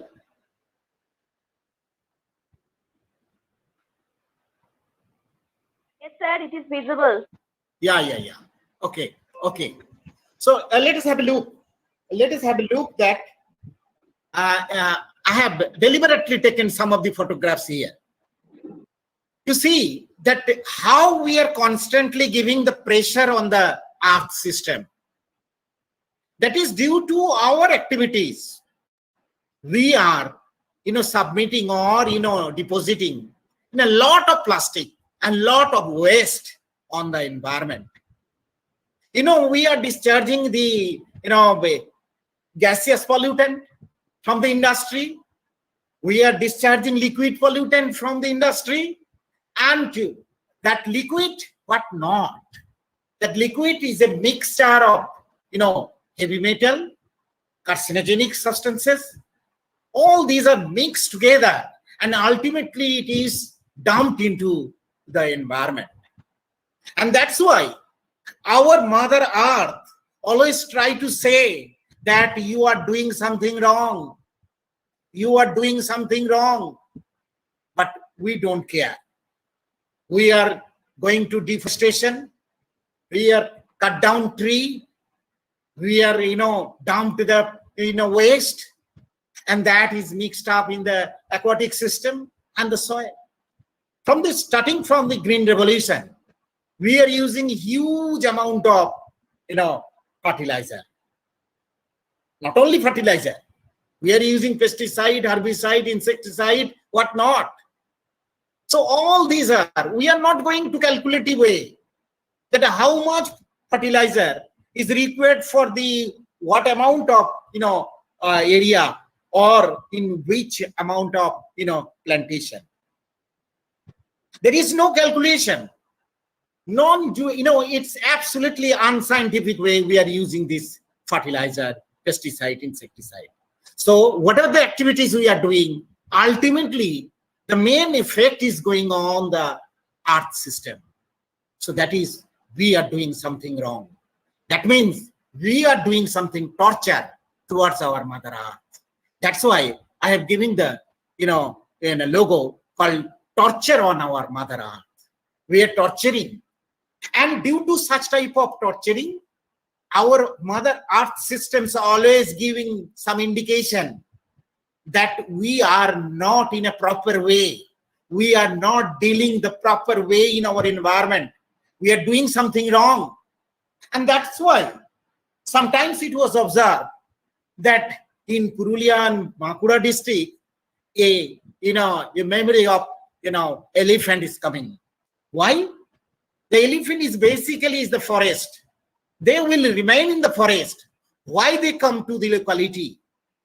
Because of their habitat loss. So we are doing, deforestation. We are doing something wrong. Our wrong activities giving some indication that something going wrong. Even sometimes we observe that in Sundarban area, that the fisherman is affected by tiger. Poor man, they are collecting this, their fuel from the jungle or, forest. But what happened? The tiger is, they are affected by the tiger. Now, this incident is a very frequently of, happening. It's not infrequent, it's frequently happening. So we are, these are indication. And due to that indication clearly says us that the animals, wild animal, they are lost their habitat. So due to our wrong activities, we are observing these are visible, indication. But there is some invisible indication also. There is some invisible indication also. We don't know what is happening, under earth. A lot of microbes are there. A lot of bacteria are there. But all bacteria and microbes has immense importance in the agricultural field. Because that microbes can play a vital role to make the nutrient availability from the, insoluble form to soluble form. So the plants can get the, its full dose of 16 element so that plant can grow. But we are not thinking about this, environmental degradation. And that's why this time we are, confine our attention on this, that we have to restore our ecosystem, because constantly we are degrading our ecosystem. Apart from these, anthropogenic activities, there is natural activities. You just, it's a very, fresh picture nowadays, because we are suffering from a cyclone. Yes, cyclone. And you go back, few days back, you get Amphan. You go back to a few days back to get another we call Ayla. So all these incidents, all these natural, hazards, what is happening? Because, due to these activities that the coastal area is affected. Lots of, forest and the, river bank and the coastal area are affected. That means the ecosystem are destroyed. So that our recreational area, starting from Digha, Tajpur, all areas are, damaging. All areas are damaging. At the same time, so we are listening that scientists told that, Sundarban Island, it is shrinking, gradually shrinking. What is happening? That due to shrinking of, Sundarban Island, that the mangrove forest that goes inside the, saline water. So we are destroying, we are losing our, ecosystem. So that is why we are overall, destroying our ecosystem. These are the, going on. And even due to the technological innovation, this is the recent although these activities is going on, but nowadays it is very predominant. This incident is a very predominant. What is that? The farmers are not waiting for a long time. They are, harvesting their agricultural crops and the agricultural residue, which is simply burning. Why? Because there is a combined harvester. This is an innovation, agricultural innovation, that combined harvester, which can cut the economical part and the residual part which remain in the field. Now there is no enough time that the farmers can wait to degrade this. They simply burn it, but they don't know how much destroying the our system, how much destroying our ecosystem, how much destroying the fertility of the soil. That is definitely destroy the microbes, vital important bacteria which is present in the soil, because that the some unavailable form can make available by the help of the some useful bacteria, just like a phosphate solubilizing bacteria, potassium solubilizing bacteria. That's immense important for this bacteria for a complete of a plant. But without thinking that, the farmers are simply making fire. So what is happening? Ultimate, there is a huge damage. What is that? Remember the time of firing. They are just firing May, June time and the November time. Why? Because the May, June is a high time. There is a rainy season coming, because the meteorological department already declared that within 7 days we will get rain. So the farmers community, they are ready to prepare their field, but they have no enough time. That's why they are simply firing. There is a proof that if we go to the NASA website, we can see that how much fire in the field that can be understood with the help of a red spot. And that's red spot. I have taken this photograph from the east, and you can see that starting from the 5th May, just have a look that the density of the red spot. When it goes to the 30th May, the density of the red spot is diluted. What it indicate? It indicates that ultimately paddy cultivation is start, and that's why that burning scenario is gradually reduces. Again, it is more predominant in the time of the November. Look at the 1st November and 30th November. See this red spot, how much red spot is there. That means how much firing is there. Because they have no enough time, they have to go to winter crop. That's why they are cutting down their crop and to make it fire simply. But due to such activities, lots of gaseous pollutant, like oxide of sulfur, oxide of nitrogen, oxide of carbon, along with the particulate matter. PM2.5 and PM10. That particulate matter which can float in the air and easily you can take through your respiration process, and it can go through your respiratory tract, and ultimately your lung will affect it. And this particulate matter is really, really dangerous, because lots of polycyclic aromatic hydrocarbon, along with these many toxic substances are there which can cause cancer. So the lung is affected. Nowadays we are very much concerned with the lung, but these activity, apart from the smoking, this activity can create the tremendous damage of our lung. Okay, and nowadays another pollutant, I call it is a brand new pollutant called coronavirus. That is also affecting our lung. So that to protect this lung, doctors say, always try to say that we have to use masks, we have to use sanitizer, we have to use PPE to protect ourselves, so that our lung can be protect from this coronavirus. But after use these masks, after use this PPE, we don't care about that. We are simply throwing it is. So a new pollutants that generate, we call it COVID waste.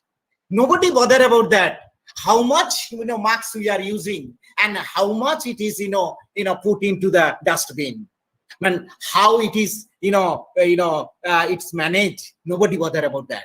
But nowadays that a new pollutant is coming, and that pollutant again destroyed our ecosystem, because it is spreaded here and there. So ultimately it can destroy our system. And that is why, this is not possible to show you in a full screen. That if it is possible, then I can show you that how this particulate pollution, it is basically in the, Uttar Pradesh, it is in UP, it is in, Punjab, it is in Haryana, in Delhi, how it is affected by this particulate matter. Recently, we have also, focused some of the area that this is the natural phenomenon. It is anthropogenic effect, definitely, and we are doing to solve our immediate problem. And what is wrong? Still, we are doing something wrong in our home, because when we are burning biomass, and that is we are bound because we are not providing a greener fuel, because it is too costly, and that's why we are burning crop residue, twins, wood for our daily cooking purposes. Then that is why during that burning, a lot of dust or particulate matter is generated. Recently, we addressed that particulate matter is really, really dangerous, and that is why WHO told that this year WHO told that every year about 3 million, means 0.3 crore. About 3 million premature death every year due to poor air quality, and that air quality is poor due to particulate matter. So all these, in overall, we are damaging our environment, isn't it? And as it is not only that, our practices also damage our ecosystem, just like a plastic. As it is a college program, so I expect that some of the college students will be there. And that you can do a project that to collect that 100 grams of soil from your locality and that put into the glass of water, and the soil will dissolve and plastic will not dissolve. You can filter that plastic to weighing that plastic and to check that how much plastic in 100 grams soil. In this way, you can take 150 sample to check that how much plastic. Recent report there that the same rate of plastic, if we are using the same rate of plastic, then within 230 we'll get the number of plastic is higher than the number of fish in the marine system. Can you imagine? That the marine system, there is a full of fish and other organisms. But if the same rate of use of plastic, then within 2030, we'll get the higher number of plastic than the fish. Just imagine. So we have to use of plastic that should be reduced. And that plastic is in everywhere. And not only that, and we don't know what is the use of that plastic and what should be the guiding factor. Remember, if you are seeing that or observing that your plastic container having some of the marks of 1, 2, 4, 5, then you can use this. If your plastic container having 3, 6, 7, that is danger, because bisphenol A is coming from that. So you just remember the Hindi Gana 1, 2 ka 4, uske saath 5 laga dijiye, 1, 2 ka 4. So logo in plastic, just immediately check your drinking water bottle. In backside of your bottle to check whether there is a recycle 1, 2, 4, 5. This symbol is there or not. If it is not, then you should not use this plastic, because there is a chance of bisphenol A. Remember, bisphenol is a very toxic endocrine disrupting compound which can easily penetrate through your skin. And that is why whenever you are using ATM or in Big Bazaar, after your transaction, you should not keep this paper for a long time in your hand, because there is every possibility that compound, that bisphenol A, can penetrate to your skin, and it's disrupting. And nobody care about that. And we are, you're spreading this paper in here and there. What is happening? Ultimately, our Mother Earth, that ecosystem, is damaged due to this, this thermal paper. Okay. Now the plastic, which is a big sizes, but no longer the plastic remain for a long time. It is a big sizes. The plastic can be break down to a smaller one. And UNP is told that if the particle size is diameter of plastic is less than 5 millimeter, then it is under the purview of microplastic. And you see that when this plastic goes to the marine system or in aquatic system for a physical and some chemical processes, ultimately it can transform to the microplastic. And these microplastic ultimately come to our body. Can you imagine? I'll come to that point to show you that how microplastic is coming to your body. This is the natural process. When you discharge this plastic, that natural process can make the microplastic as a gift to you. But you see that we are using, scrubber or face wash or toothpaste. There is a full of microplastic. A very recent report in a ACS journal, we're told that these, your table salt, that means salt which is used in the cooking purposes, that table salt is a full of microplastic. Can you imagine? You see that the fish, you see that, science report that is a current report that, our earth, earthworm is affected by microplastic. So everywhere, our plant system is affected. So no longer, if it is a plant system, then each and every vegetable will be affected by the microplastic. And you see, recently there is a report in the, IIT Kharagpur scientists that if you take 1 cup of tea or 1 cup of coffee, then you are consuming at least 75,000 of microplastic within a 15 minutes. Because when you are using a paper cup, remember in paper cup there is the lamination, and this plastic lamination is enough to produce microplastic within a temperature of 80 to 90 degrees centigrade. Because whenever you put this hot tea or coffee, there is lots of microplastics are generated. So you are taking a 1 cup of coffee means you are consuming 75,000 of microplastic within this coffee. So be serious. One day morning, I have seen one of the alarming news. What is that? And that news, after getting that news, I go to the literature and I find that yes, placenta. Can you imagine? Mother womb placenta is affected by microplastic. The scientists are, getting some of the microplastic in the placenta. I hope that you are very well aware how important is, placenta. Now, baby's purification, blood purification, and everything in food system, injection, everything is done through this placenta. Now, this placenta is affected by microplastic. So forget about the soil and forget about the marine system. It is ultimately come to your body, and it is goes to the blood-brain barrier, that olfactory, nerve, penetration, ultimately reach to this. Can you imagine how dangerous it is? So always this picture give us, out of, if you visit this India map, you can find at least 15 states are affected by fluoride. This is an inorganic pollutant, and it's a really a mineralogical problem. But I believe that this is due to a anthropogenic effect also, due to use of excessive fertilizer, which is aggravate this concentration of the fluoride greater than 1.5 as WHO recommended. That permissible limit is 1.5 milligram per liter. But you can get at least 15 states in India that is huge, fluoride. So what is this? This indicates some of the indication that nature repartition, that we are doing something wrong. Similarly, if you visit the Indian map, you can see at least 17 states are affected by arsenic. And arsenic is also an inorganic pollutant, and it is a carcinogenic. So it definitely, when it is present in the environment, it is damage our ecosystem. So day by day, we are we are destroying our environment. And that's why this is the time to restore, to rejuvenate, to repair this ecosystem. And that's why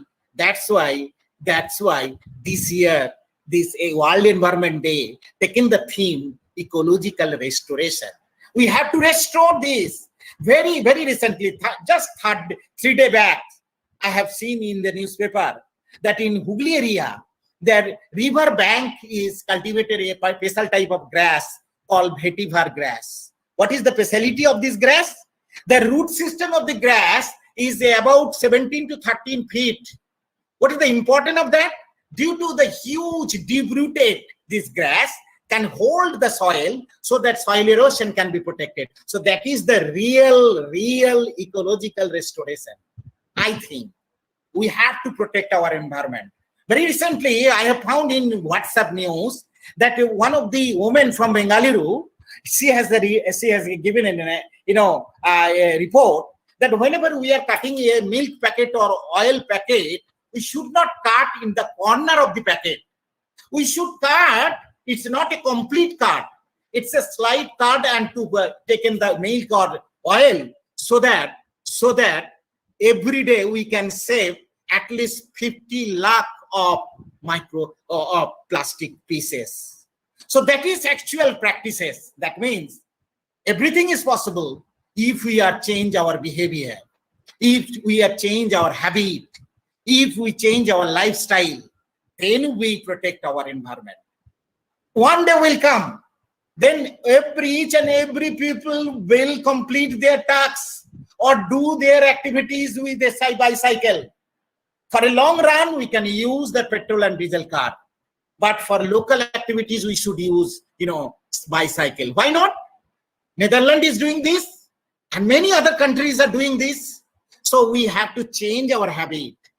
Then we can protect our environment. If we can ensure that we can change our habit, we can change our lifestyle, then definitely we can give the responsibility to our child to protect our Mother Earth. With this, thank you very much for giving me the opportunity to express my views regarding this environmental, problems which is happening nowadays. Thank you very much, sir.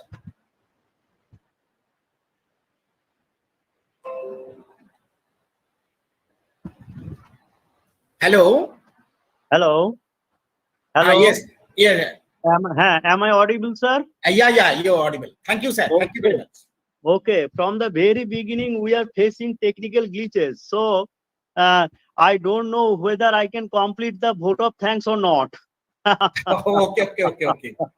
Okay. So very formally, I am starting the vote of thanks. So it's my privilege to express vote of thanks for this national webinar entitled World Environment Day, an oath to restore ecosystem.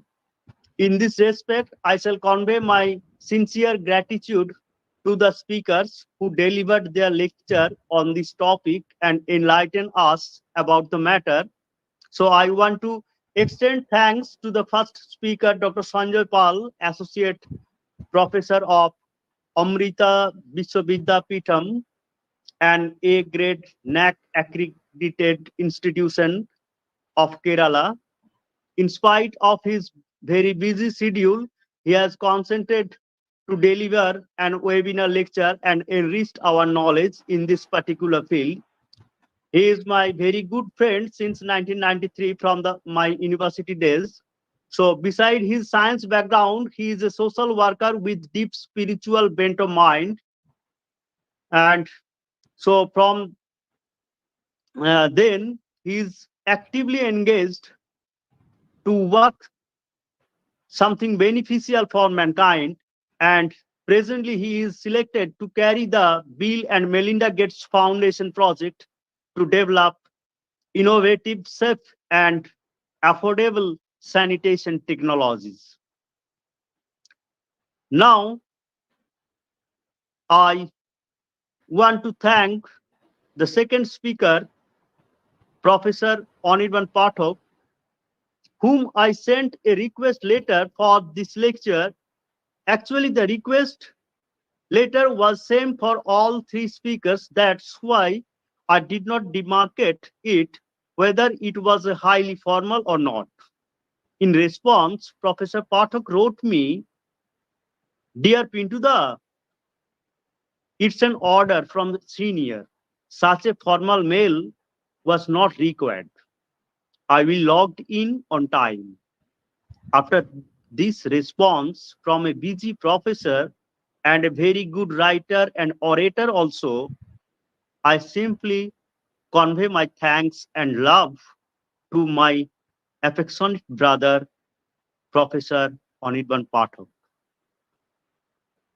It's my great pleasure to acknowledge another speaker, Dr. Navakumar Mondal, Professor of the University of Burdwan, Environmental Science Department. He is also very busy, and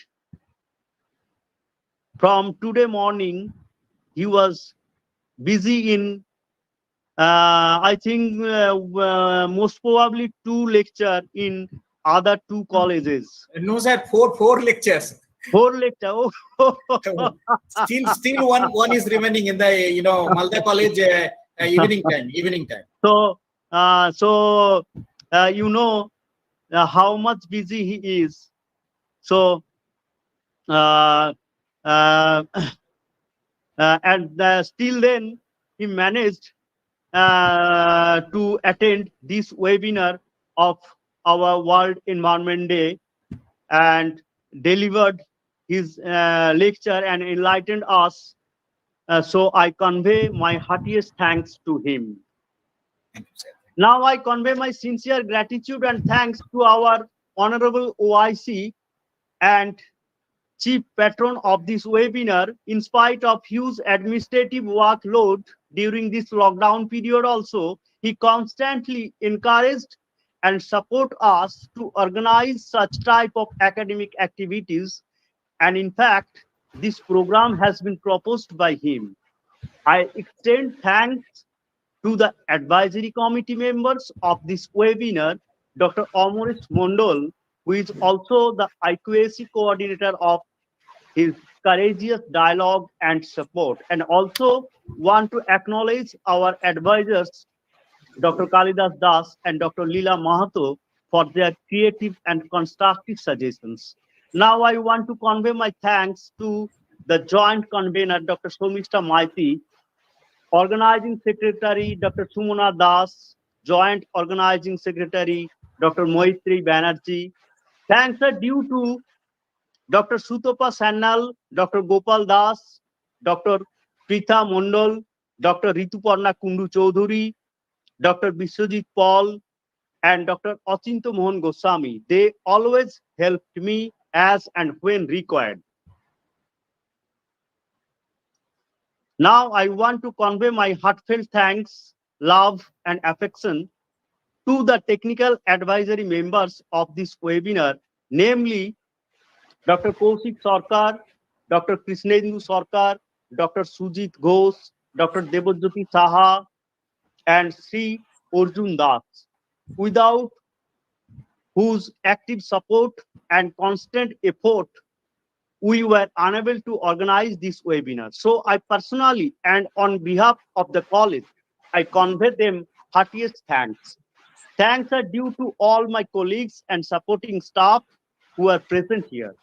Last but not least, I extend my sincere gratitude and thanks to all the participants who are watching and listening this webinar since 10 a.m. to till now to make this webinar a success, reaching this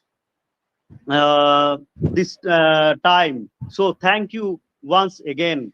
So thank you. So our webinar theme was World Environment Day, an oath to restore ecosystem. So what is the take-home message of this special day? We announced the topic, an oath to restore ecosystem. What is ecosystem? Ecosystem কাকে বলে, ecosystem কি, এটা আমাদেরকে professor Nabakumar Mondal বলেছেন। আমি just take home message হিসেবে একটুখানি highlight করব আর 3টে পয়েন্ট বলবো টেক হোম মেসেজ হিসেবে বাড়ি নিয়ে যাওয়ার জন্য। ইকোসিস্টেম স্যার আমাকে একটু অনুমতি দেবেন স্যার, আমি লিভ করার জন্য? হ্যাঁ, লিভ করার জন্য sir. Okay sir, thank you sir, thank you sir, thank you sir. Okay sir, thank you sir. Okay okay, তা আমরা ইকোসিস্টেম হলো কোনো একটা জায়গার জড় এবং জীব, সেই জায়গার soil, air, water, solar energy এবং প্রডিউসার ও কনজিউমারের মিলিত ইন্টারাকশন এবং তার সহাবস্থান, সেই ইন্টারাকশনটাকে ইকোসিস্টেম বলছি এবং সেটাকে রেস্টোর করার কথা বলছি। এবং এখানে মেন জিনিস হলো প্রডিউসার এবং কনজিউমার। কনজিউমার হলো সবুজ গাছপালা, প্রডিউসার হলো প্রাণীকুল। স্বাভাবিকভাবেই যদি প্রাণীকুল খুব বেশি হয়ে যায় তাহলে কনজিউমার বা প্রডিউসার গুলো কমে যাবে। ঠিক সেইভাবে এইখানে একটা ব্যালেন্স থাকা দরকার। তাই আমরা যেমন দেখি যে একটা পরিবারে, একটা বাড়িতে যদি প্রডিউসার বা আর্নিং মেম্বারের থেকে কনজিউমার অনেক বেশি হয়ে যায় তাহলে সেই বাড়ির অর্থনৈতিক অবস্থা ভেঙে পড়তে বাধ্য। তাই সেই বাড়িতে প্রডিউসার অর্থাৎ আর্নিং মেম্বার যেমন দরকার, তেমনি কনজিউমারের সংখ্যা হয়তো একটু কম দরকার বা ঠিক ব্যালেন্স দরকার। এই পরিপ্রেক্ষিতে আমি প্রথম বলতে চাই যে আমাদের পপুলেশন এক্সপ্লোশনটাকে কমাতে হবে। 1, 2, পরিবেশ দূষণের জন্য সলিড ওয়েস্টটাকে ম্যানেজ করতে হবে। আমরা যেটুকু করতে পারি, আমরা প্লাস্টিক বর্জন করতে পারি। তাই আমরা সাধারণ মানুষকে খুব বেশি হয়তো কিছু করতে না পারলেও নিজেরা প্লাস্টিকটাকে কম ব্যবহার করতে পারি বা দোকান থেকে প্লাস্টিক কম নিতে পারি বা নাই নিতে পারি। প্লাস্টিক আর 3 নম্বর হলো আমরা নিজেরা একটা আধটা হলেও গাছ লাগাতে পারি। তাই আজকের an oath to restore ecosystem, ইকোসিস্টেমকে যদি আমরা রেস্টোর করতে চাই, আজকের ওথ হলো আমরা প্লাস্টিক বর্জন করব, আমরা পপুলেশন এক্সপ্লোশনকে রুখবো, আমরা গাছ লাগাবো। থ্যাংক ইউ অল, ধন্যবাদ সবাইকে। শোভনদা, আমি আমাদের অফিসার ইনচার্জকে আজকের এই ওয়েবিনার এর সমাপ্তি ঘোষণা করার জন্য অনুরোধ করব। আমি সবাইকে ধন্যবাদ জানিয়ে টেকনিক্যাল টিমকে রিকোয়েস্ট করছি তারা সিস্টেমটা সুইচ অফ করে দিন। সবাই ভালো থাকবেন।